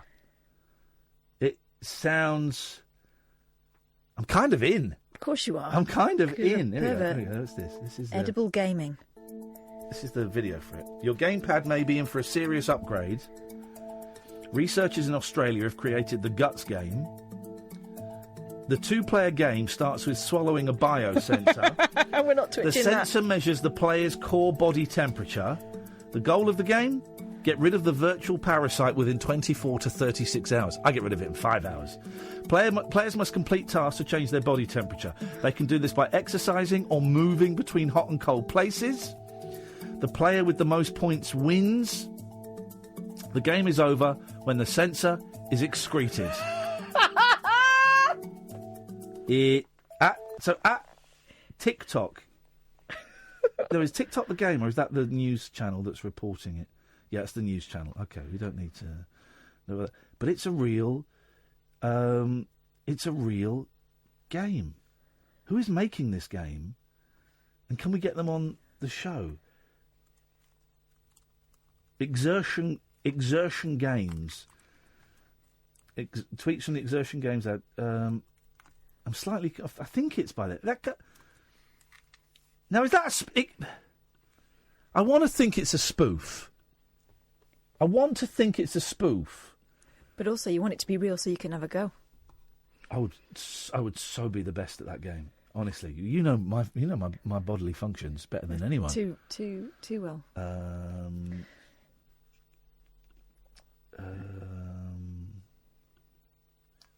Yeah, anyway, so I'm in. I want some of that. I want a game where you swallow a tablet and then you have to excrete it. That to me sounds like the greatest one. I'm really struggling to find video games that are entertaining me at the moment. I'm a 45-year-old man. I play games. I've been enjoying the Jackbox games. Jackbox is fun, although I bought 5 and that was good. 1 I bought because I thought I was buying 2 and 1 isn't very good. Basically, it's like a series of party games that you can play. So I can play it at home on my PlayStation and then stream it on my Twitch channel, and then people can play on their phones for free. They just go into and log into have you played it, Sam? Good, man. You log into a website and you type in a passcode and then you're in the game. And there's like a quiz, which is fun. And that's kind of that is safe for work. And then there's a rapping game where you have to write raps, and that is not safe for work. That gets very, very offensive. Sexually explicit. Gosh. Talking about penises. Okay, yeah, I get it. I know what that means. And vaginas. Wow. And your mum's. Your mum, not your mum specifically. I wouldn't. She'll mess you up, my mum. This is part. Yeah, so you've seen it then. You know the game. And so there's that, and then there's a game where you have to draw things. Of course, everyone just draws crying cactus. Everyone draws, the C and B's. And it's hilarious. It's hilarious. You should join us for a little sesh one day. I'm thinking Saturday night. Saturday I've got Christmas Fete at my boy's school. We'll have some of that. Then I've got this is cool, right? And this was his decision to do it. There is a Christmas parade happening. Mm-hmm. My boy's an elf in the Christmas parade. My eldest boy is an elf in the Christmas parade. I could not be prouder. I will be there for that. And I will take many, many photographs and videos. And then in 2 or 3, 4 years' time, I will show him those photographs and videos and say, you wanted to do it! And then at his 18th birthday, they will be beamed onto the wall. You wanted to do it! So can we tweet? Could you tweet Exertion Games and see if we can get them on at some point to talk about this? Because the game, it does sound great. I keep starting things and forgetting what I was talking about. 0344 499 1000 is the telephone number. This is the Late Night Alternative on Talk Radio. It's electric, it's eclectic, it's always rule-free. It's the Late Night Alternative with that man, Iain Lee. On Talk Radio. What you got, Boyley? So many things. 0344 499 1000 is the phone number. Switchboard is empty, which is great. Because we can sit and chat for England, guys, but if you do want to call in, you're very welcome to. Just a quick reminder, while you find those things, a quick reminder of what we've talked about. Video games that you swallow, any video games, actually, we can chat about. Finding them all a bit flaccid at the moment, particularly Red Dead Redemption. Boy, that's boring. It's a boring game. We've talked about Landlord. I didn't think we'd even get a call. We got a very, very angry call from a gentleman who sounded slightly worse for wear, calling Shelter, the homeless charity, a far-left communist organisation, and all landlords are great guys. And a lot of landlords are great guys and gals. Of course they are. I think he assumed that Shelter was talking about all landlords. They're not. No, and this is why I was very specific, that the only beef they've got are with the dodgy ones. And surely that's right, that we should all have beef with dodgy landlords who boot people out because they're on benefits, or suddenly hike the price, or do things to the most vulnerable members of society. I get it. I'm not anti-landlords. I'm not anti-private letting. they're doing it to make a profit, and that's absolutely fine. But, if there are people there exploiting vulnerable people, that should be called out and pointed out. Go on. That should be pointed out and called out at every opportunity. Shelter, though. Going and helping people. What a-holes. You scumbag. But here's the thing the problem I had with Ricky, the caller, about an hour ago. I couldn't understand how he could be so dim and so close-minded to not. I mean, he was just rude and thick. He wasn't listening. He was rude and thick. That's fine. That's fine. A lot of them are. But he. How could anyone object to, or how could anyone support exploitative landlords that abuse the most vulnerable members of society? How can anyone support that? Surely everyone has to be against that, don't they? Unless they've got a hand. I'm not suggesting Ricky has, but the only way you could support that behaviour is if you're invested in that behaviour yourself, surely. So this National Landlords Association is calling people to boycott Marks and Spencer's and another big company because they're giving money to Shelter. I honestly, I cannot get my head around it. So we've talked about that. We've talked about fast fashion. That's quite newsy stuff. We've got other stuff to talk about in a second. Let's go to, and I suspect this ain't going to last long, but let's go to Alistair. Good evening, Alistair. Evening, guys. Okay, Alistair. I've been very bad today. No, you haven't been bad, but you've just been drinking a lot. The two do not go hand in hand. It doesn't make you bad. It just makes you unwell. I'm going to suggest that you give us a call back tomorrow or later in the week when you're sober, because I don't like talking to drunk Alistair. I like talking to sober Alistair a lot. Drunk Alistair, I've not really got the time for. Okay, man. You can do this, man. You can do this. But I feel that if I talk to you while you're drunk, I am in some way not only condoning but also encouraging your behaviour, which I know causes you a lot of shame and discomfort. So I want you to get this, dude, and you can get it. But I prefer sober, Alistair, if that's all right. Yeah, that's good. All right, man. Go and do what you got to do to survive, okay, brother? Take care. Take care. Cheers, bye-bye. Ah, man, that breaks my heart. Oh, that breaks my heart. Anyway, Catherine, what have you got for us? I was going into Savile then. What have you got for us all night? Don't. I mean, he never wrote back to me. Now I'm glad. But at the time, I did wonder what I'd done wrong. Yeah. I only wanted to be Wonder Woman. Would you charge your family for their Christmas dinner? Yeah. Oh, okay. That's the end of that. Can I just say, to the gentleman asking for an apology on Twitter, I've said if you phone up and if you find something that I've done wrong, I'll apologise. Please do. 0344 499 1000. All you got to do is phone up and we can talk about it. I've blocked you. I won't be looking at your feed anymore. It's the last time I look at your feed, so everything you're saying will be shouting into the ether. It's a bit boring for the listeners who aren't on Twitter and don't care about you or me. It's not doing you any good. It's not doing you any good. So listen, dude.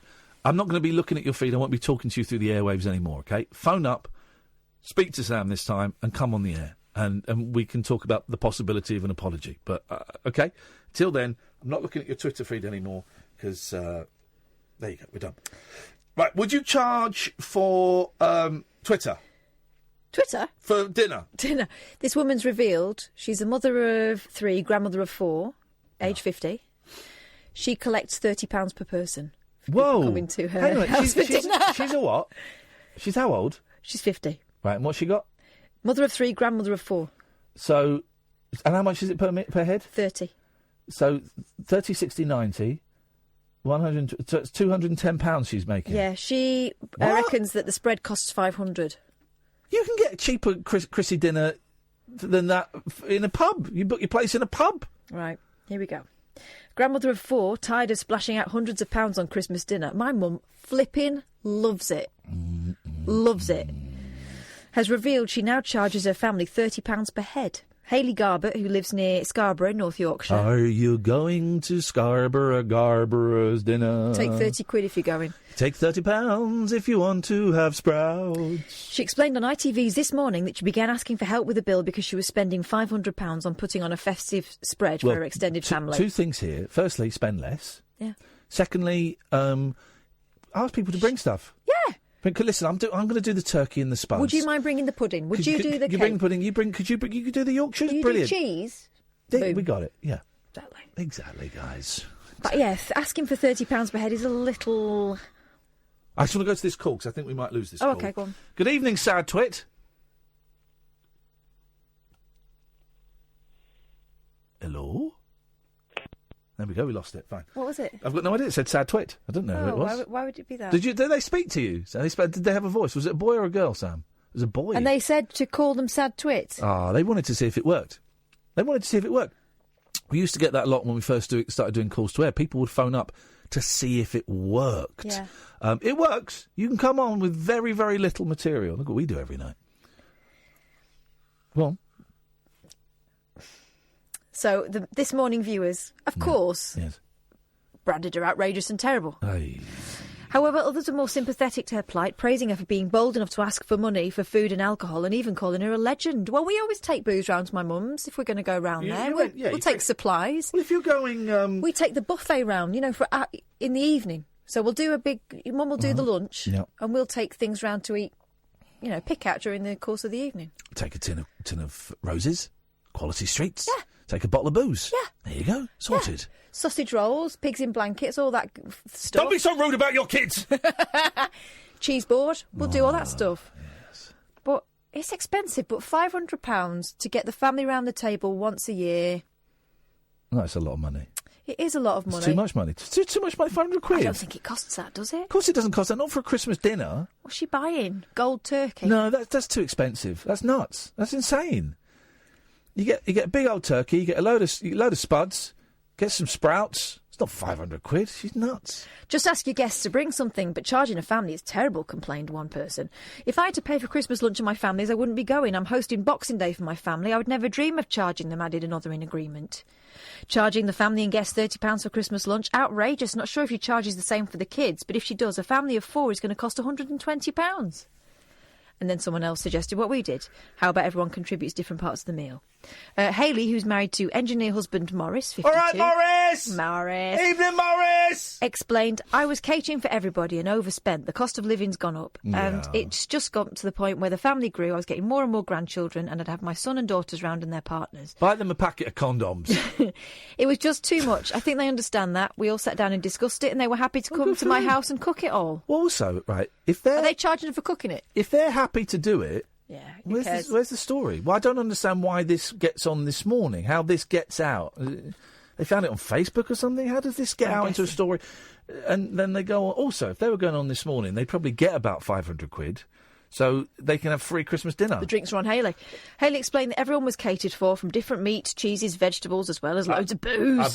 I bet she does a cracking spread, Hayley. Mm-hmm. Hayley, I'm coming. I've got nothing planned for Christmas Day yet. I've got 30 quid spare. I'm coming. Presenter Philip Schofield also presented Hayley with a hamper full of cheese and booze, as well as a Christmas tree to help out, which she was thrilled with. Philip Schofield used to smack his children. What? Yeah, that's a surprise, isn't it? Remember having a slightly heated debate with him about smacking kids. I used to do the papers on this morning, and there was a story about smacking kids. And as well, if you hit someone who's significantly younger and smaller than and not you, allowed you've to lost. hit you back. Yeah. You've lost. And Philip got a bit. Well, I used to hit my children. I heard quite a young woman talking on the Matthew Wright show. Was it yesterday? Oh, I don't know what you're talking about. I've never heard of that show. Well, they were discussing, declining standards in behaviour and stuff. And she said, well, of course, you can't discipline children anymore. And I thought, well, it depends what discipline means, because I discipline my children, but I don't... I discipline your children. I don't hit them. You don't know about it, but I do discipline them. Yes. Send them letters. Yes. Disciplinary letters. Red warning letters. Saying you're a bad behaviour. You discipline kids. You can discipline them without touching with language. them. Discipline them with language and with reasoning and with conversation, and you don't have to hit them. You don't have to hit them. Get sharp sticks and just prod them. Set fire to their bed. Psychological. Not when they're in it. We just then try and get them to go in it and sleep, and then when they start to do it, go, you muppet. Is that what you do? Yes, that's exactly what I do. To my kids, why are you doing that? Because they really get on my wick. 0344 499 1000. This is Talk Radio. The Late Night Alternative with Iain Lee on Talk Radio. I found the best invention ever. It's even better. 0344 499 1000. Call's gone a bit quiet, so maybe we'll push for calls again after midnight a little bit.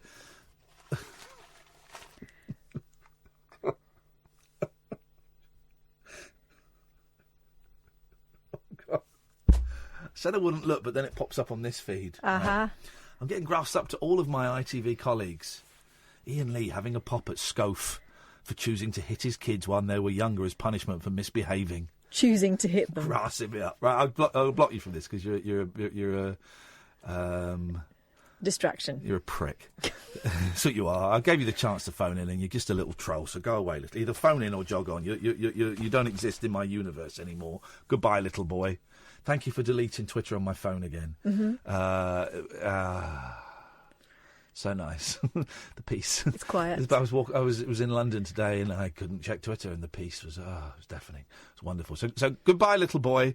Go away. You're not welcome. You don't exist in my. You call up and maybe you'll exist in my universe. Until then, you're just a weirdo. You're a nut job. Not interested. Right. So found the best present. This is. Stop it. Stop it. It's the comfort food that helped Theresa May recover from a bruising 5-hour cabinet meeting. And thanks to this gadget, beans on toast has never been easier to prepare. What? This is so good, Catherine. It's really easy to prepare. No. It's now even easier to prepare, right? It's a toaster, right, with a pot to warm beans up in on the side. Come on! Yes, man! Yeah, look at you two. You two make me sick, because this is great British innovation at its finest. We should be supporting this. Well, once we get Brexit, it's people like this that we're going to be turning to. The £34.99 toaster with a built-in bean warmer. Come on. Allows you to cook both ingredients in one go. French manufacturer Tefal, quite British, says the toast and bean maker is perfect for preparing a delicious morning breakfast in half the time. Oh, Jesus, this is so horny. This is the best thing ever. The toaster, you get me one. Is that you on? Are you on Amazon? No, I'm not.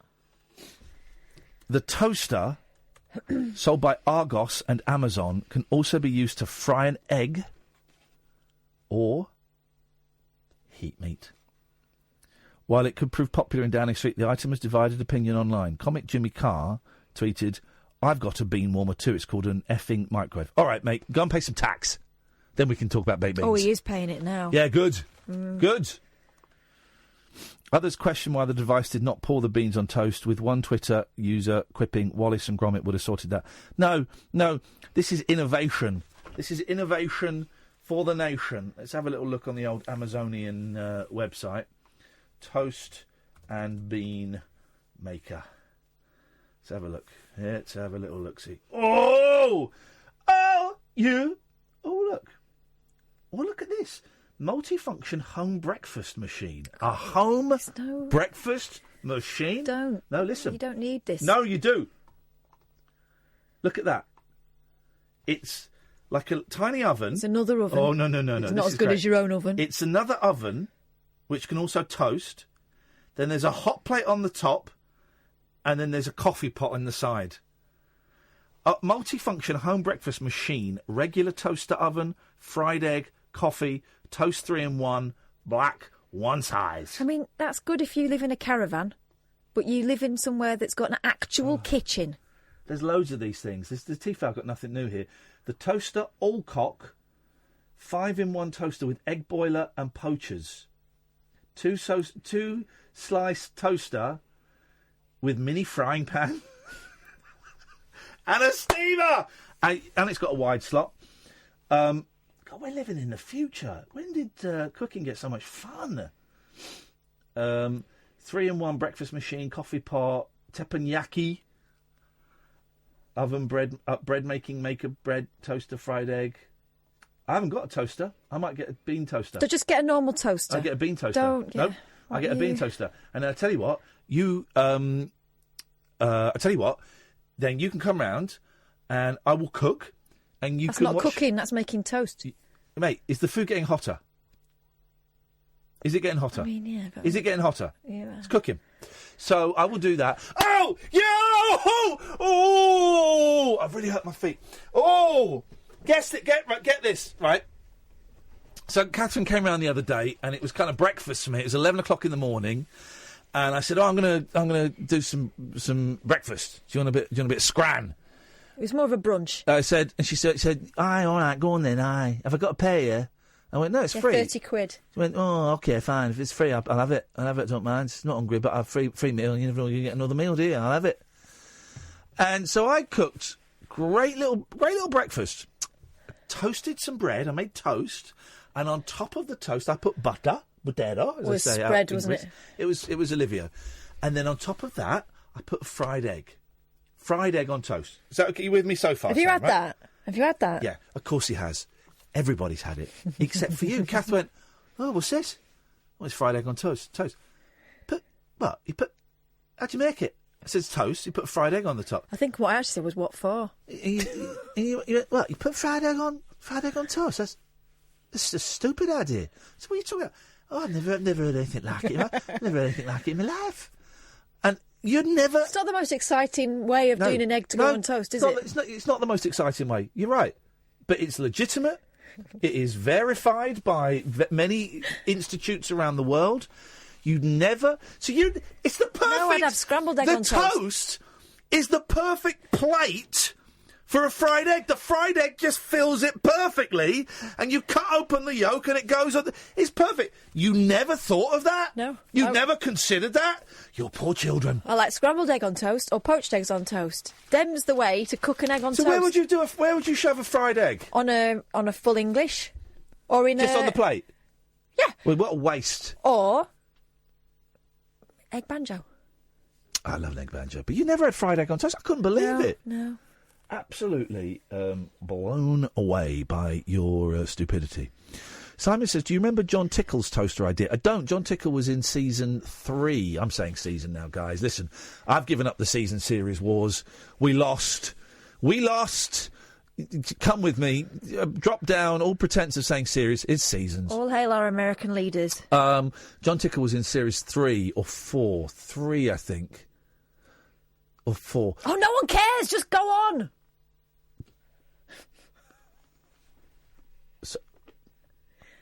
No one cares for... Big Brother is the end of the sentence. No one cares for facts and accuracy, or as I call it, facturacy.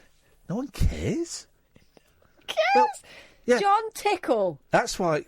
Made what? That's why we've got Brexit and Trump and the rise of the alt-right and Prison Planet and Tommy Robinson being head of advisor on headscarves in UKIP. What, because they finish sentences quickly? No, because no one's interested in facturacy. You can't say facturacy. I can say facturacy. Sounds rude. It doesn't sound rude. It doesn't sound... You're thinking of... You're cutting off Scots for saying folk, and you're saying facuracy. John Tickle, I believe... Oh, no, please don't. See, I want to say season 4 of Big Brother, but it feels like season 3. Anyway, okay, apparently facts aren't important anymore, so we'll just move on. What did he do? That's what we care about. I don't know! Simon has said, do I remember John Tickle's toaster idea? I'm refreshing the listener's memory of who John Tickle is. And you're being a pain in the A. But what did he do? I don't know. Well, he made a toaster. Stop saying John Tickle then.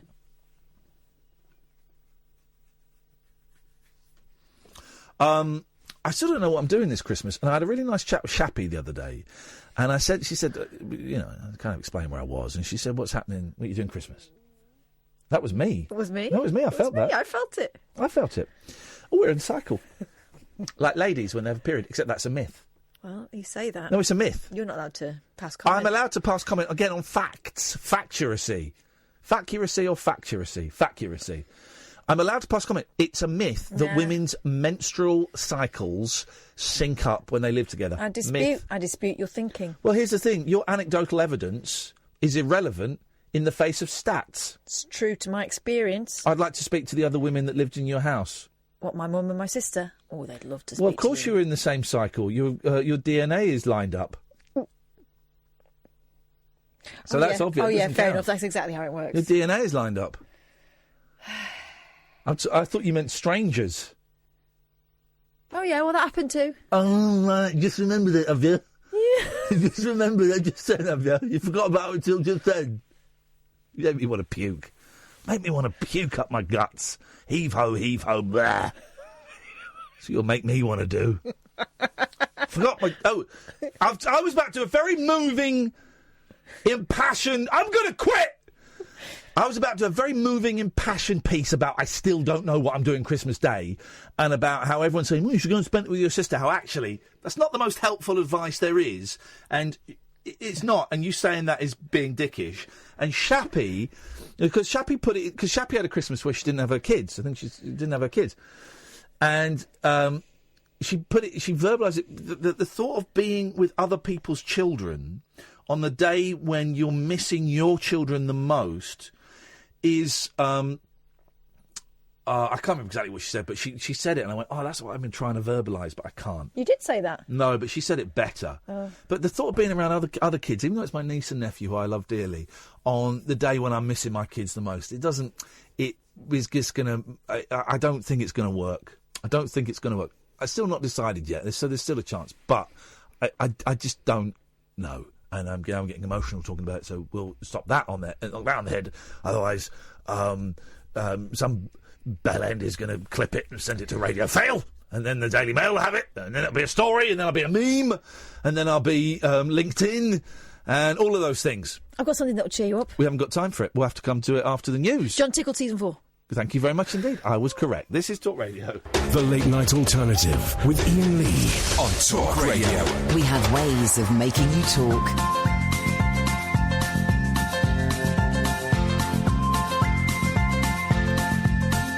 There's a voice that keeps on calling me. Down the road, it's where I'll always be. Every stop I make a new friend. Can't stay for long, just turn around and I'm gone again. Maybe tomorrow I'll wanna settle down.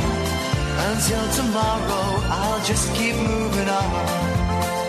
Down this road that never seems to end. When new adventure lies just around the bend. So if you wanna join me for a while, just grab your hat, come travel light, that's old style. Maybe tomorrow I'll wanna settle down. Until tomorrow, the whole world is my home. So if you wanna join me for a while, just grab your hat, come travel light, that's old style. Maybe tomorrow I'll wanna settle down. Until tomorrow, I'll just keep moving on.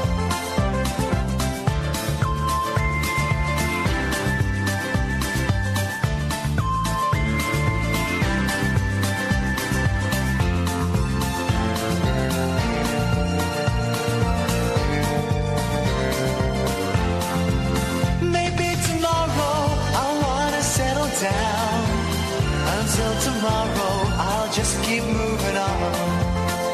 There's a world that's waiting to unfold, a brand new tale no one has ever told. We've journeyed far, but you know it won't be long.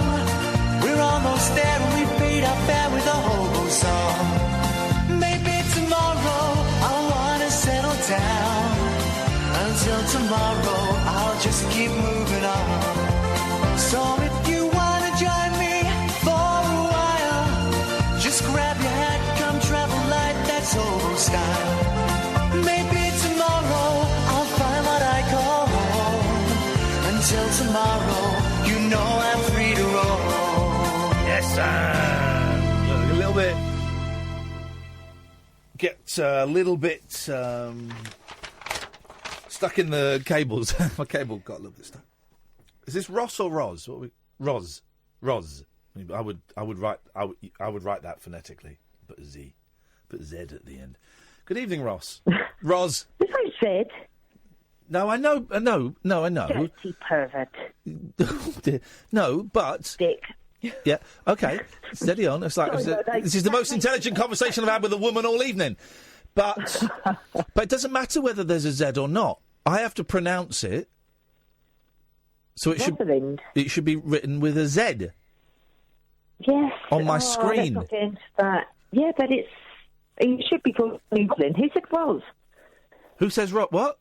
What's she talking about? Who allowed you to shorten my name? It said you did when you phoned up and said your name was Roz. Yes, to your friend. Sam's not a friend of mine. You never caught a rabbit. Pervert. You said your name was Roz. What, is he supposed to then guess what your full name is? Well, no, he said, is that Rosalind? So what? Your name is Roz. What do you want? No, my name's Rosalind. Sir, what do you want? Kath. I'm here. Perfect. Last time you rang up, you said no one calls you Rosalind. You said everyone calls you Roz. Is that what I said? Yeah. Do you not remember? When? Now you sobered up. Do you remember? What, yesterday? Yeah. Did you ring us yesterday? Yeah, the day before, I think. This woman is steaming. Bad, isn't it? Oh, Roz. I mean, yeah, no, I remember it, but I thought just then had I said, but you were remembering stuff, and I'm like, oh. Anyway, you're here now. Even I remember stuff from 30 seconds ago, you lush. Dirty pervert. You said that, That's my impression of Kath. Dirty pervert. I've got a mouthful of sausage. Dirty pervert. Dick. A dick. Iain. Oh no. I'm too new for this.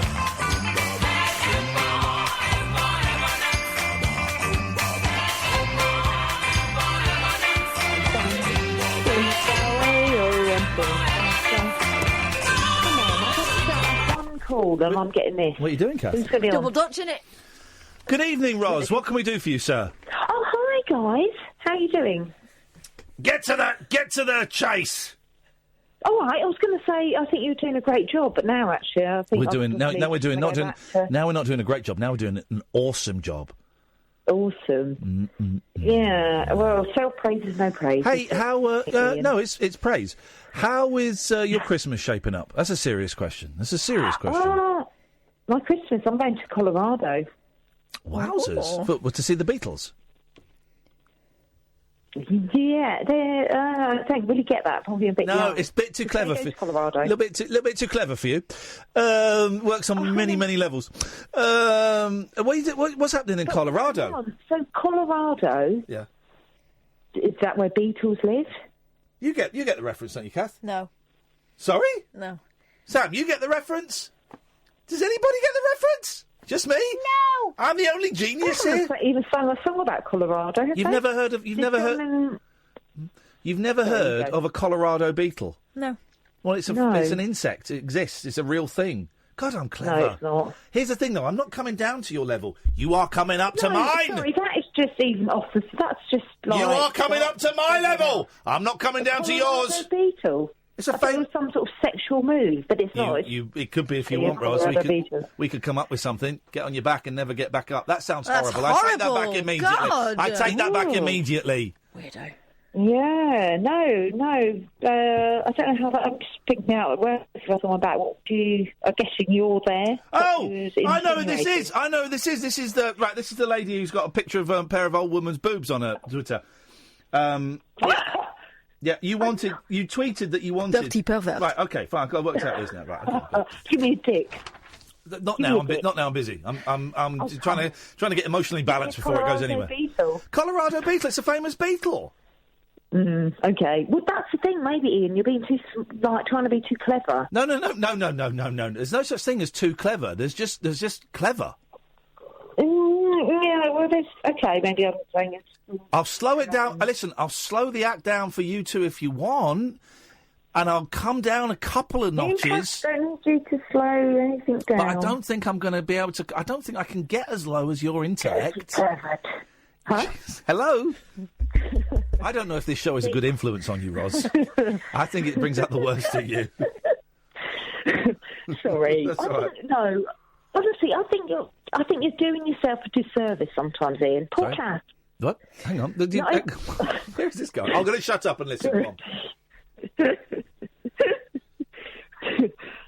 Have you cut me off? No, you're on. I said I'm going to shut up and listen for a bit because I'm really hoping I get some pearls of wisdom.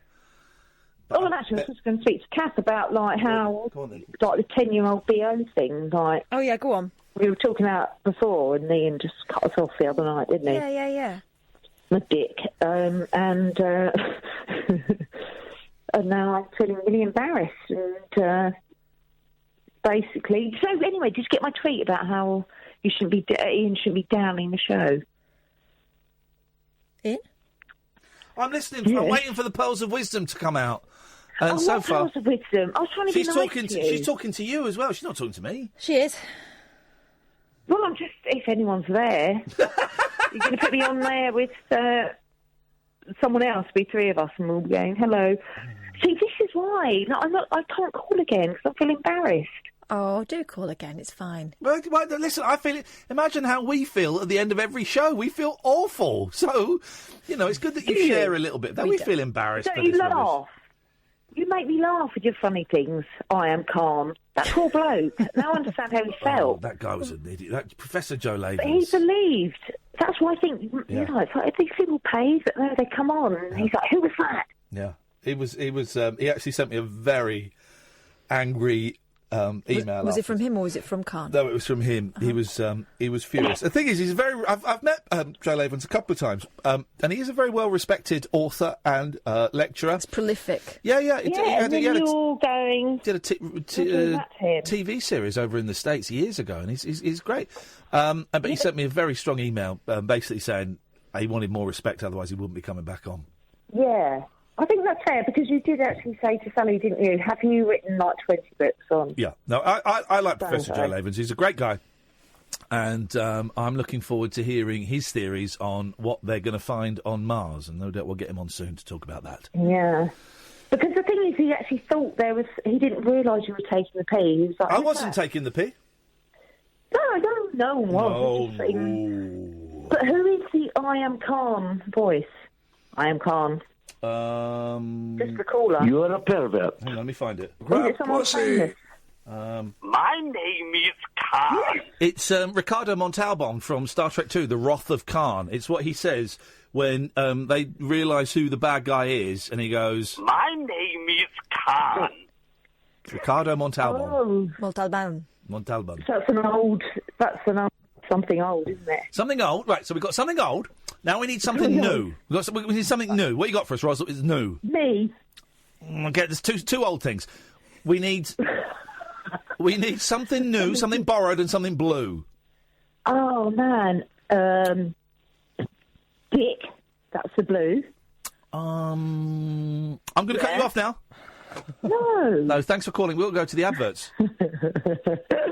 What does your poor partner think of this? Because your partner, I guess it was your partner, made a little appearance at the end of the last phone call, and you've only recently discovered us in like the last 3 or 4 weeks. Have we kind of taken? Have we stolen you from him in the evenings? Well, no, because he normally goes to bed at 9, but I've never laughed. I usually listen to like BBC, another station, which just doesn't really roll you up. But I was laughing so much, and obviously screaming, and he was like, "Oh my god!" Here we go. Can I do? Right, I'm going to do something. I would like to do something. Yeah. What, I would like to do something. Operation Beetle? No. I would like to do something, but I need your permission. I need your permission. So, do I have your permission for me and Sam to do something to you? Not until I know what it is. It is not unpleasant, and it will make you laugh a lot. As long as it doesn't, like, you're not going to stand outside my door and wake up. Could I join in? All three of us will join in, okay? Yes, then. You ready? There. Ready, Guy? You ready, Sam? Yeah. Yes.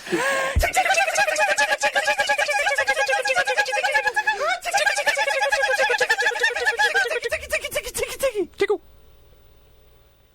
Oh, thanks for the tickles. Do you enjoy it? Were you tickling me? We were tickling you. You were tickling me? We were tickling you. I was going for the feet. Sam was going for behind the knees. And I felt at liberty to go for the armpits. You were going... Yeah. I'll just imagine where you were going, Kath. Oh, lovely. All right, okay. But why was I getting a tickle? Because you wanted a laugh. You deserve a tickle, and we're the tickle guys. Oh, my God. So I'm not like... So is that a good thing here? You got a team tickle. Think yourself lucky. You got a free tickle from the guy who came third in I'm a Celebrity and his two slacker mates. Enjoy it! Oh, sorry. Don't say that about Kath. She's holding this thing together. Right, goodbye, Ross. Thanks for calling. I love you too. Bye-bye. 03444991000. My name is Khan. The Late Night Alternative with Iain Lee. Hate alarm clock, hate going to work. On Talk Radio. 03444991000 is the telephone number. If you want to give us a call, Paul Ross is on 1 o'clock. Simon's on the line. Good evening, Simon. Hello. Good morning. Good evening. Midnight? Do you not go for, like, the morning now, or are you still on the evening show thing? Still nighttime. Still nighttime. For me, it can't be morning until you've had a sleep. Okay. That's interesting. What happens if you sleep early? Does that, like, become the morning earlier, then? Well, hang on. Well, OK, what time are you going to sleep, and what time, more importantly, are you waking up? I try and wake up about 9, so that's kind of like morning starts then. I go to bed about now. Well, yeah, then when you wake up at 9, it's morning. But the scenario you were suggesting was that you go to bed early and then wake up early. Huh? Sure. Oh, I feel bad now. I've let you down. Sorry. No, you've not let anyone down. It's great to kick ideas around. Here's the thing. If you went to bed at 7 in the evening and you woke up now at 12:20, right? Yes. Would you be going back to bed at any point? Possibly. It's night time. Okay. If you were getting up now to start your day, good morning to you, sir. That pretty much fulfilled. I'm trying to find the clip of a gentleman saying good morning, and I just can't. I've got to sort these. Here we go. If you were getting up now, good morning, sir, is what we would be saying. But if you were getting up just to go and have a cheese sandwich and maybe warm your beans up in your toaster, then going back to bed, then it's Here's good what evening. I think. Unless you brushed your teeth and got dressed and you're ready for a brand new day, it's not morning. Well, hang on. Yes, I like that. That's taking it to another level. But there are some days when I don't brush my teeth or get dressed and I'm up. Yeah, but you're I think... Order. I think most people do that. I think most people do that, like, on their day off, right? Yeah, you don't definitely. You don't have to get dressed. I'll brush my teeth, though. Nope. Why? Who for? Me. But who for? I've got some pride. They put brain control stuff in toothpaste now. Do they? Yeah, so the government can monitor your dreams. All right, So I don't brush it every day. Sometimes I like to have private dreams. It's a new take on fluoride, right? Totally, man. This nanobots. They put This is not even a thing. They put nanobots in Aquafresh. Well, they won't understand mine. I've started dreaming in different languages again. Okay, as Martin Luther King proved, somebody else's dream is actually quite boring. Well, no, it's not even that. It's just the principle of why am I dreaming? Because you're a dreamt bumlick. in Spanish this morning. You're a bumlick. You're bumlick in Spain. Oh, chupaculo. Anyway, Simon, you've called in, new caller. You're causing divisions amongst friends. This has already been informative, so I feel like I've done. I've learnt already. Thanks. It's my pleasure. Anything else? I was just thinking, John Tickle thing you mentioned about the toaster. Yes. Okay, John Tickle, season 4, right? Big Brother. Yeah. And he thought it was. Oh, you're the guy that texted in, tweeted in. Yeah. Simon Tuck. Yes. Nice to meet you. Thank you. How are you? Is your last name Tuck? Yeah, really, as in fire. That's a great name. I don't think I've ever met. Did you go to school with me? No. Oh, I bet you got the rhyme in, didn't you? Oh, everything that rhymes with Tuck. Simon Tuck loves her. Well, we used to have a Stuart Tucker. Yeah. Silly. I've been. We've been to places to buy stuff, right? And you've given your name in advance, and they still haven't spelled it right. Oh. And like you do the whole like Tango, Uniform, Charlie, Kilo, and they go ha ha ha ha ha, and they spelt it with a D. I would take it if that happened to me in a shop. I would take a shit on their counter and say, "Send the bill." Yeah. To Simon Duck. Yeah, I would defecate on their premises. Yeah, man alive. Have you ever done that, Simon? What, defecating on someone? I've always wanted to go to B&Q and do it. Yeah, and the toilets and the toilets in the aisle. Yeah. Yeah. Let's do it. That we found. Let's. My mate's nan woke up in the middle of the night. Sadly, she was, losing a little bit of it. Yeah.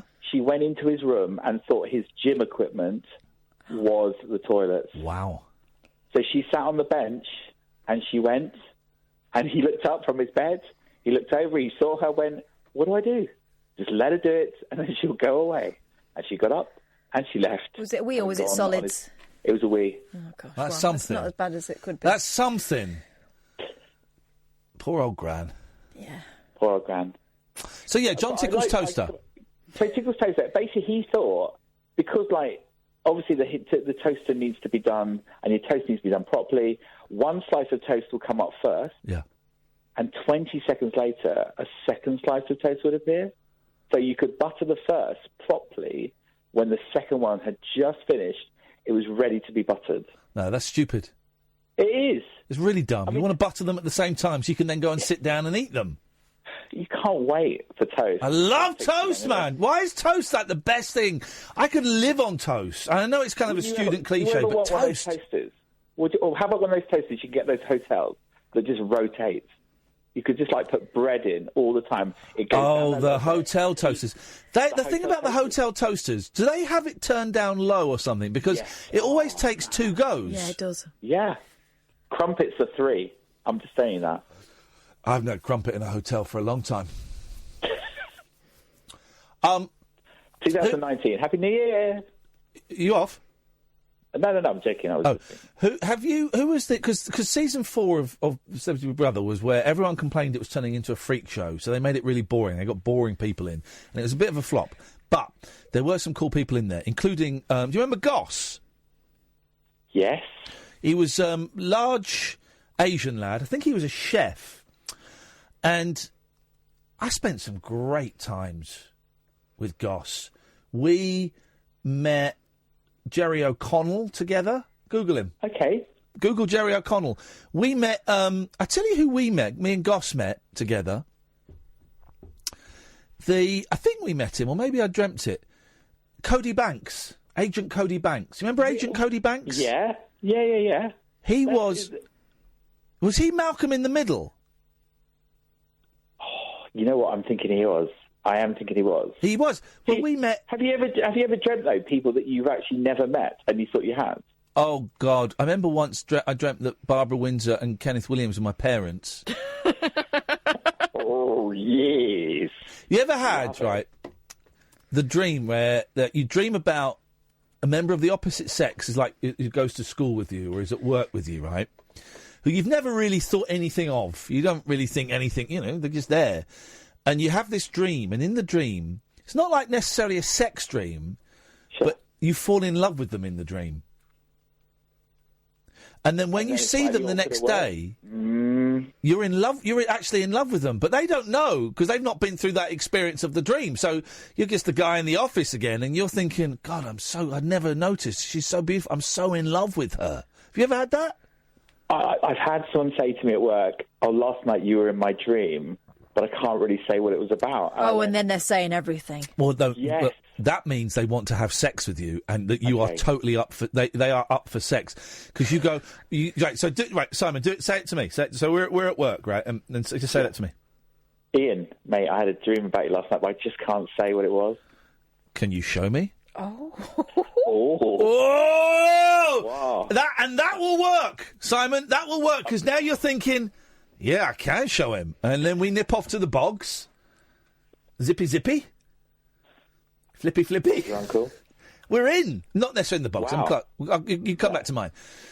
But that would work. That works. You say, you can't tell me. Maybe you could show me. Maybe. You're so creepy at times. I'm not creepy. I mean, maybe you're going to show me the gadget that's just come out. Do you know what I mean? That you've just kind of swallowed. That would be quite interesting. I've got something you can swallow, boy. Oh, now, come on. I was talking about your gadget game you were talking about. Because you know that Lego did that this week. Did you see that? Sorry, what? Lego genuinely had a guy who works for them swallow a piece of Lego to prove that kids could swallow Lego and it would come out all right. Well, yet Susan accused me of wasting her time when she phoned up and I told her about the poor problem with my young Yeah, but you said there was a whole Millennium Falcon up there. Well, yeah, it was. It went up his ass, my boy's ass. So, and she accused me of... Oh, dear God! Bless you. Oh, Jesus! Excuse me. That's fine. Whereabouts are you from, Simon? I think we could get on. What are you, 27? 32? Oh, a bit older, 40, 48. Simon! Simon, where did you steal that young man's voice from? You sound like a boy! Well, yeah. I got the face radio, right? He sounds like a kid. Youngster. Partly his attitude. I like his carefree, laissez-faire. Didn't realise he was one of our senior listeners. Yeah, he's older than me. He's old enough to be my granddad. Is there a pass for older people? Sorry. Yeah. I can't tell you about it, but I can show it to you. Now here's the thing. Here's the great thing. Now me and Simon are genuinely flirting. Now I know he's an older guy. I can flirt with him. Are you in? Am I your kind of guy, Simon? Do you know what? I mean, I would go for third place celebrities on any kind of like show like that. That's the kind of guy. Wasn't Rick Waller third? He's a star effer. I like it. He likes to F the star. And I respect that. Simon, nice to talk to you, man. Thanks for the call. No problem at all. Thanks for having me on. Tatty bye. What a nice guy. I liked him. We noticed. Okay, all Flipping right. heck. Listen, I'm just getting in touch with his male sexuality. 03444991000. This is Talk Radio. The Late Night Alternative with Iain Lee. I've forgotten your name already, excuse me. On Talk Radio. Catherine's only just discovered that the Monster Munch crisp is actually a monster and not a footprint. Yeah, I thought it was a claw. But you turn it upside down and it's a monster with its mouth open. You thought it was a footprint because a claw is just that. What? That is a claw. That's a claw is one thing. The thing you thought it was actually a paw. Paw is what you thought. No, not a paw. Paw is soft. Well, claw is spiky. You're confusing. Now you're confusing texture with shape. You thought that Are you mansplaining Monster Munch to me? Well, yeah, please, I need to. Because you thought that they... Well, firstly, you're confusing... You thought they were a footprint. No. Claw. They're not a claw. A claw. Claw is that. That's a claw. No. That's a claw. That's the part of a claw. That's a claw. Can't wait to get my cats. Week Saturday, they're coming. Week Saturday, I'm going to go buy bed, going to buy toys. Bought a load of food. I bought a load of cat food, right? It's going to cost me a fortune. I spent 60 quid on cat food. Can you ask them to bring £30 each? Maybe I should. Let's go to Louise. Good evening, Louise. Good evening, Iain. Good evening, Kath. Okay, I can think of... Let me just everyone be quiet for a second. I'm thinking.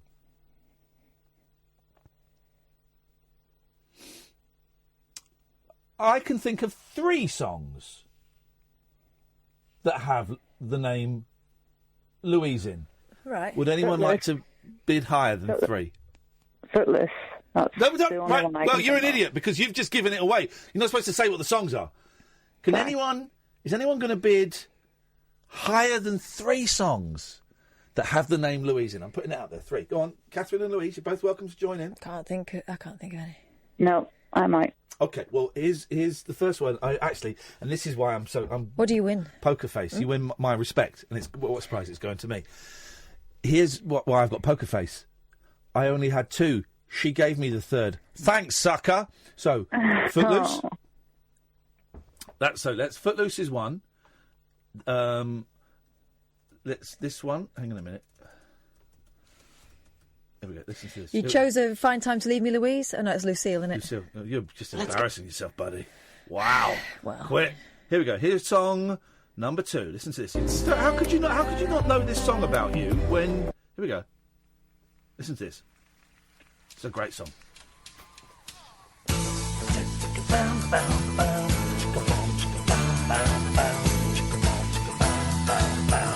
Here we go. Dum, dum, dum.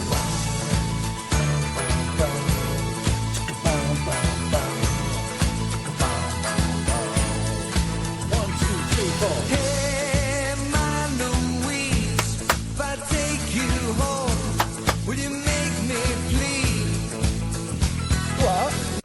I take you home, would you make me pleased? Make me plead.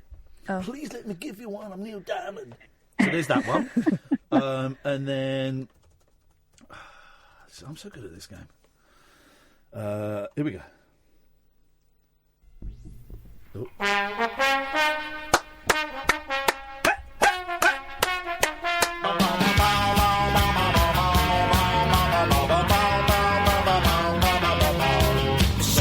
To see her friends, no, she stays at home alone. It's like a bird, drinks like a fish. She can find I see her every word. Is she a girl or is she a ghost? She is the only girl in my world. I am the loveliest boy. She's close to extinction, the last of her kind. You save the earth and the whales and the trees. Will nobody save Louise?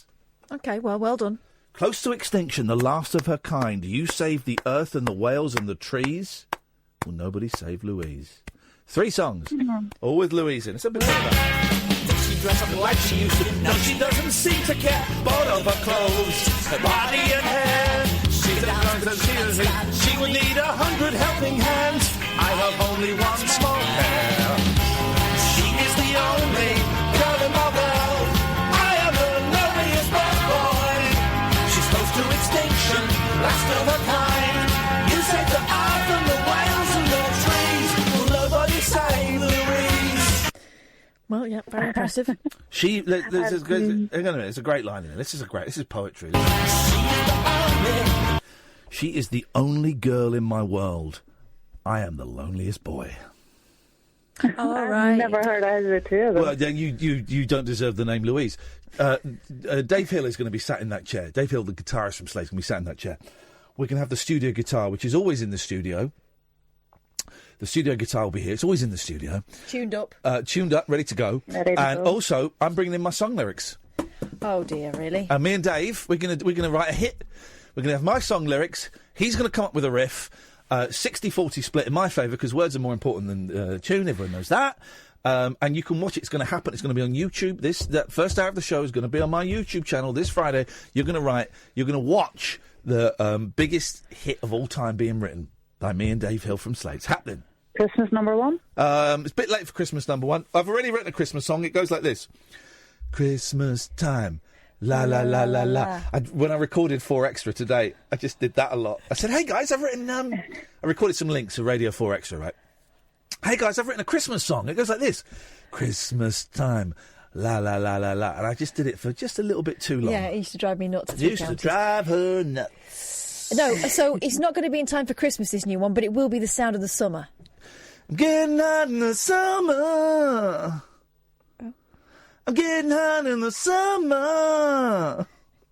Well, whatever it is, it'll definitely be a hit. I'm getting hot in the summer. Hang on, someone has... this is why this game is the greatest game of all time. Hang on 1 second. Let's just see what this is. Oh, no, that's... just stay there, guys. Let's just see. A lot of people are saying this to me, and I don't know this, so let's just see. Here we go.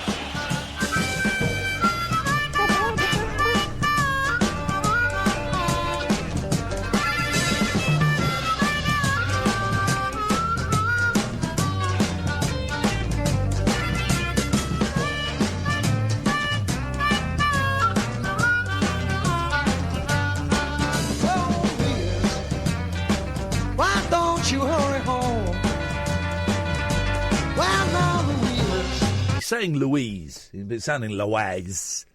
Louise, why don't you come home and have the spaghetti bolognese with me, and then we make the love all the way we can imagine in the bed and on the table and on the floor and in the bath. All over the place. And all over the place. The lady, Louise, I'm making love all over the place.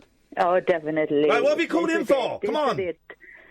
Well, to be honest, I was ringing in because I'm in a little bit of pain tonight and I'm feeling a little bit down, and there's something that you and Kath and Sam could possibly do to cheer me up. God, this is what we're here for. The Giggle Factory is open for business. Let me just warm these up. Are you ready? Can you give me a tickle?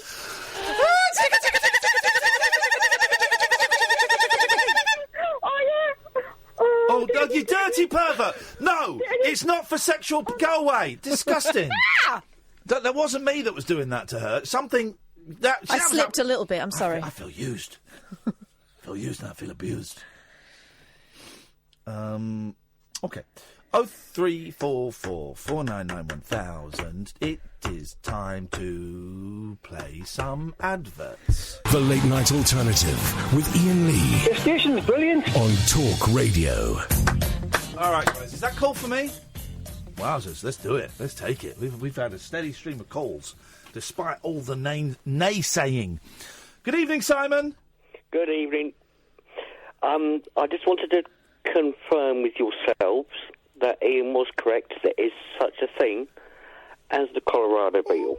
Well, obviously, Simon, I didn't need that confirmation because I knew.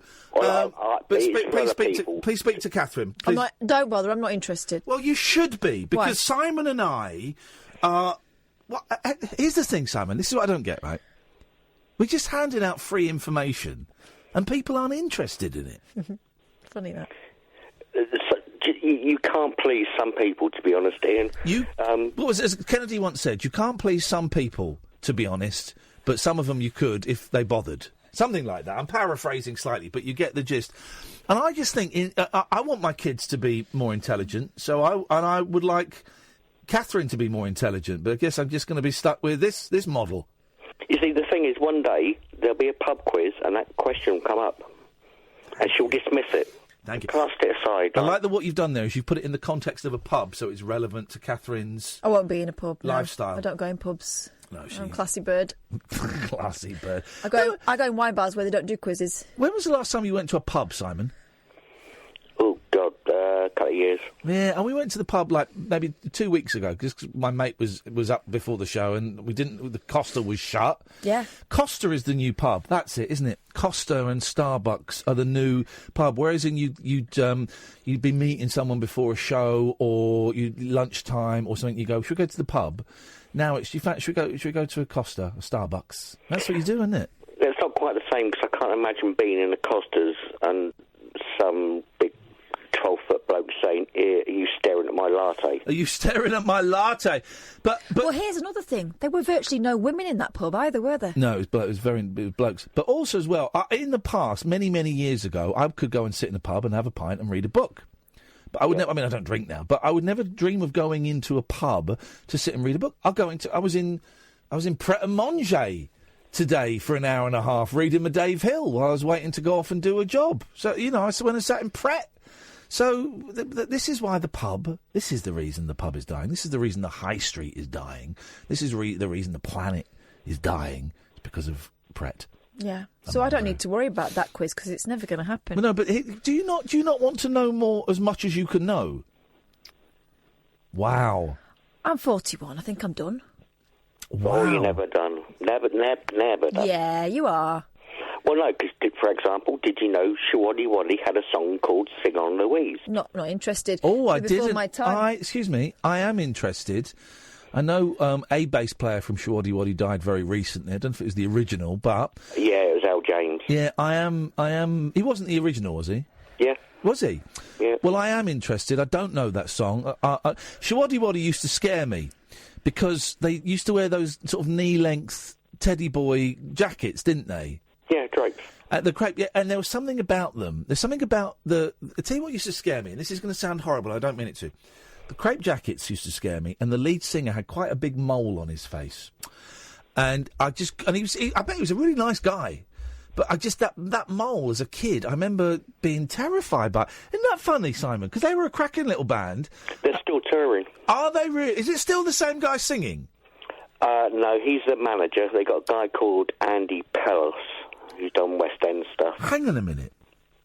So why did he stop singing? He just couldn't hand... Because, I mean, they're getting on a bit, obviously. Yeah, his voice was going, but they've still got the drummer, Romeo. Yeah. He manages them now. Isn't that funny? And didn't one of Shawaddy Waddy go and join the Hollies when Alan Clark stopped singing? Quite possibly. Okay, well... You mean you don't know, Simon? No, where... See, but it's something I will look up and find out. Because he doesn't believe you. I've put him in a situation where he's going, I don't know something, but I will go and find out more, and I might be wrong. I know that I might be wrong. I don't think I am. It's very rarely that I am. I look forward, Simon, to speaking to you when you've done the research. Not a problem. Thank you, mate. Thank you for the call. And I'm going to say probably the best call of the week. Thank you, Simon. Take care, mate. Bye-bye. Bye-bye.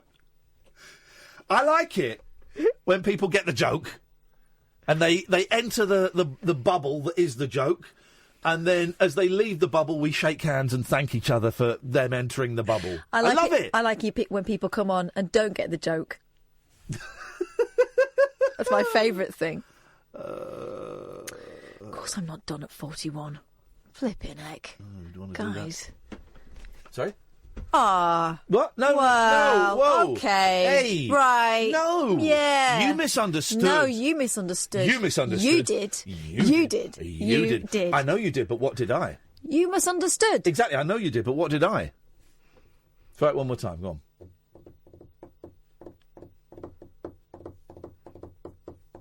You disgust me. I don't think the cameras can see my hands. Watch my hand. What are you doing, mate? You're 45. I'm done.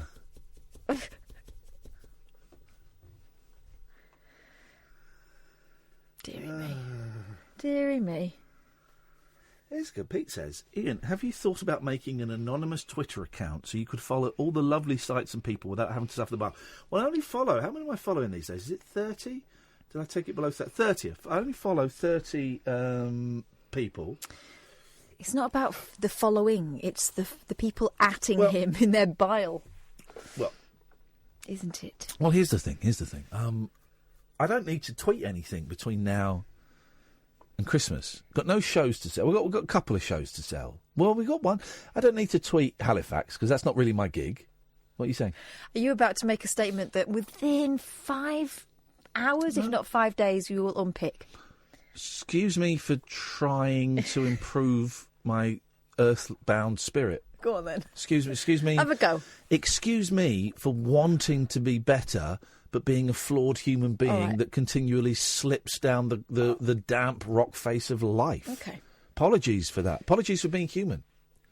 Sorry for being a man. Sorry for being flawed. Sorry for not being the perfect Christ figure. Apologies for that. But that's just me. I'm just a guy.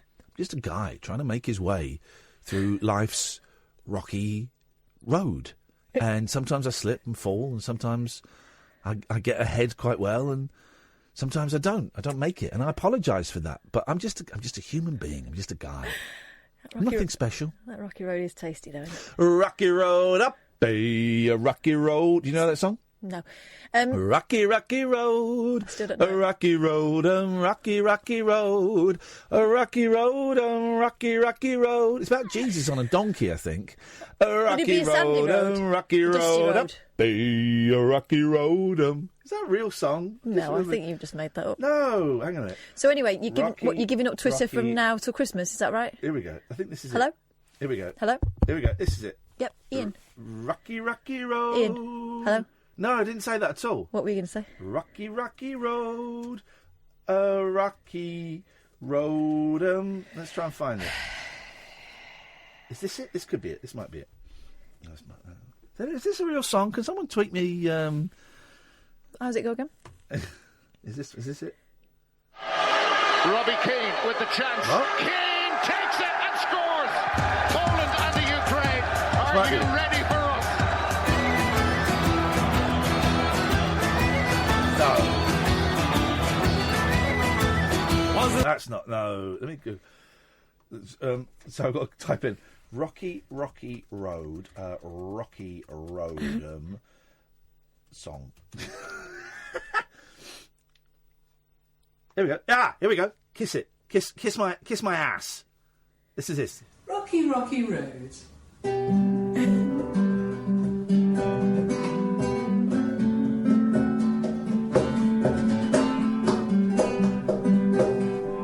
A rocky road, up a rocky road. Here we go. Sing it. Rotten swaddling clothes. It's like Jesus. The baby's lying in his mother's arms. we go. They do come lying, rocky road. She's doing it wrong. Sing it. She's singing it wrong. Sing the chorus. Rocky, rocky road, a rocky road, rocky, rocky road, a rocky road, rocky, rocky road, a rocky road, rocky road, hey, rocky road. She's doing a slightly different, I'm going to say incorrect version. Oh my God. Here we go. Imagine a load of kids singing that, because the kids would go, rocky road up, hey!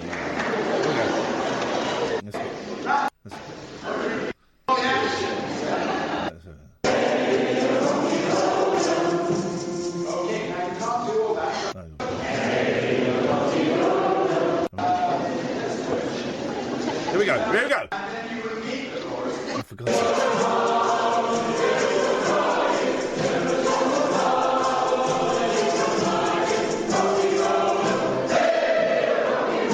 What a great song. Hey!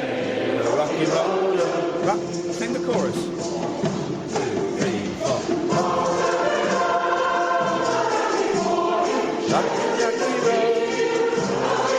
You forget I was proper into like Christ and stuff when I was a kid. I was too, but we didn't sing that stuff. We didn't sing the hits. I went to the Gospel Tabernacle Church. Oh. Come hither.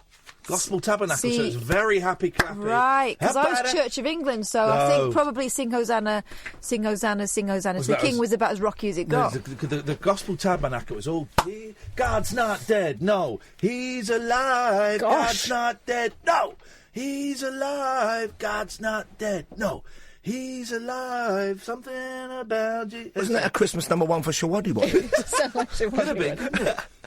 By the way, my favourite religious song, may I say, is there used to be a Salvation Army a temple at the end of our street in Maidstone where I grew up, and they would go around with their brass band of a Sunday to try and get you in there, and they would sing genuinely, will you come to the mission, will you come for a free cup of tea and a bun. Isn't that lovely? I was there every Sunday. I would have been, if I'd not been doing the milk round. By the way, it has to be said, that Dave Hill's going to be on Friday. This book is a great read. It's everything you'd imagine and more. It's flipping brilliant. I'm loving this. Did you ever see the Grimleys? The show with Jack D and... Oh, no, I didn't. That's where Amanda Holden became famous, isn't Didn't Noddy Holder sing a couple of acoustic... Well, that's the thing. He's a teacher in it. He's a teacher in it, and he's very good. He's a great actor. I mean, Slade in Flame is still a masterpiece from the 70s film. I went to get my copy yesterday so I could get Dave to sign it. I've lent it out to someone. I've got no idea who's got it, and it's too late to never order. lend your best movies. I know. Slade in Flame is gone. But there was a bit in the Grimleys when he suddenly comes in, and the gym hall is... Brian Connolly was in it, wasn't he? Jack D first and Brian Connolly. And the gym hall's empty, and he looks around, and he makes sure nobody's there, and he suddenly goes, baby! It's a fantastic moment. It was fantastic. Oh, I love him. I think Slade were better than Led Zeppelin. Mate, I've said this so many times. Point that finger at me. No, because I feel really passionate about this. Has he not been on the course? Hashtag me too. Slade are better than Zeppelin. Zeppelin do those long, ponderous songs, and they sing about, Gollum and Sauron and all that pretentious Slade nonsense. Do these brilliant 3-minute, 3.5-minute. If they hadn't worn those silly clothes and looked a bit cooler, we'd be talking about them as one of the greatest British rock bands of all time. I've got all their stuff loads of times, but I've got one CD, and I'll make a mission to bring it in for you, when they did their Christmas Jackie magazine flexi discs, and they put them on CD, and they're really cute. They're just little throwaway stuff, so I'll bring that in for you. That'd be wicked. Thank you. I know where I've got a Slade B-sides complete CD. They're great, man. And Dave Hill is a great guitarist, because he had the silly hair and the hats. People think he's a joke, but you listen to those... You say silly hair, look at Jimmy Page and... Well, exactly. But also, here's the thing. Dave Hill plays guitar right-handed. He's left-handed. And you try and play the other way around, it's almost impossible. And he says that's what makes his sound, is that he's playing it the wrong way round, so it sounds different. He bends strings differently to everyone else. And that whole misspelling thing, I mean, they were just fantastic. Great. And also, we've just watched some videos. Jim Lee, the bassist, man, he just looks so sexy. He looks like a proper rock star. He looks great. And him and Noddy wrote all the songs. And Don Powell looks like a truck driver who's wandered behind a set of drums. He's a lovely fella, though. I love it. Anyway, he had a bad car crash, didn't he? He had short-term memory problems. problems. His girlfriend died. Oh, dear. And he can't. He's got terrible short-term memory. I don't know where he's at with it now, and I'm going to ask about it. But they'd be on stage, and he wouldn't know what the next song was. Because we had a poet on recently. We've written a lot of children's books, of poetry books, and he's written books. He's so obsessive, and he's written some poetry books about. So one's called "In the Land of Nod." And they're great, just great poems, all about Slade in the 1970s. Fantastic. Great stuff. What is on your show tonight? Enormous knickers. Oh. There is a cow in Australia. Oh, yeah. That's alive because it's too big to go into the abattoir. Now, we've seen this. Ian doesn't believe it. Well, I didn't at first, but we've got the farmer coming on. So I'm going to prod and probe this. He's 6'4". How tall are you? 6'4". He's 6'4" tall, not to the top of his head, to the top of his back. The farmer? No, not the farmer, the Sorry, cow. I have to And he apologise. weighs 1.5 tons. Apparently, I saw the early photographs, but I've seen moving video footage now. Okay, that's what I'd want to see. So we're going to be talking to the farmer on the programme, and the fact they've called him Knickers is it also maybe makes you a bit dubious about The it. but- pictures made me... I thought, well, that's just with, like, really tiny cows. Stunted cattle. Yeah, it's with tiny cows. But, okay. Yes, I'm looking forward to that. And we're also going to be talking about the Mako shark. How fast do you think the fastest shark in the world can swim underwater? I'm asking you, Kath, because I'll get a silly answer from Ian. Underwater. Underwater, what, 15 miles an hour? 43 miles an hour this bad boy goes at. 43 miles an hour. It's the fastest fish on the planet. I'd have said 43 if you'd have asked me, of but course you you chose would. not to. Yeah. Well, you know, I didn't want to use up my lifeline. Me phone a friend. Didn't want to do that, you know. I'd be the best phone a friend. And also, I got the great because I hate it when you ask that to people. It's a terrible radio moment. It's happened to me once or twice. But when you say, "And what do you think X?" and they say. And they give it 3 times the true amount. Yeah. So what you say then sounds piffling. Oh, no, that's the worst thing when you say to someone, I guess how much such and such gets paid? $1 million? No, it's £115 an hour. Yeah. But, hang on a second. Let's quickly go to Queensland. Peter, we've only got 30 seconds. Oh, mate, that's a shame. You know what time we finish? It's not a surprise. You know what time I finish and Paul starts? I know, well, I've been on hold for about half an hour. No, you haven't. That's a lie. You've literally just called in, you liar. Don't try and get Sam in trouble. Hey, Ian, I can't listen tomorrow. Can you ask Dave Hill if there's any chance they could put... They're not going to put their music on Spotify, are they? I will speak to Dave Hill and I will ask him to put their music on Spotify so they get a penny for every million. He's on... Baby! He's on Friday anyway. He's not on tomorrow. Everybody calm down. Well, that's the producer speaking there. That was very good. We're finished.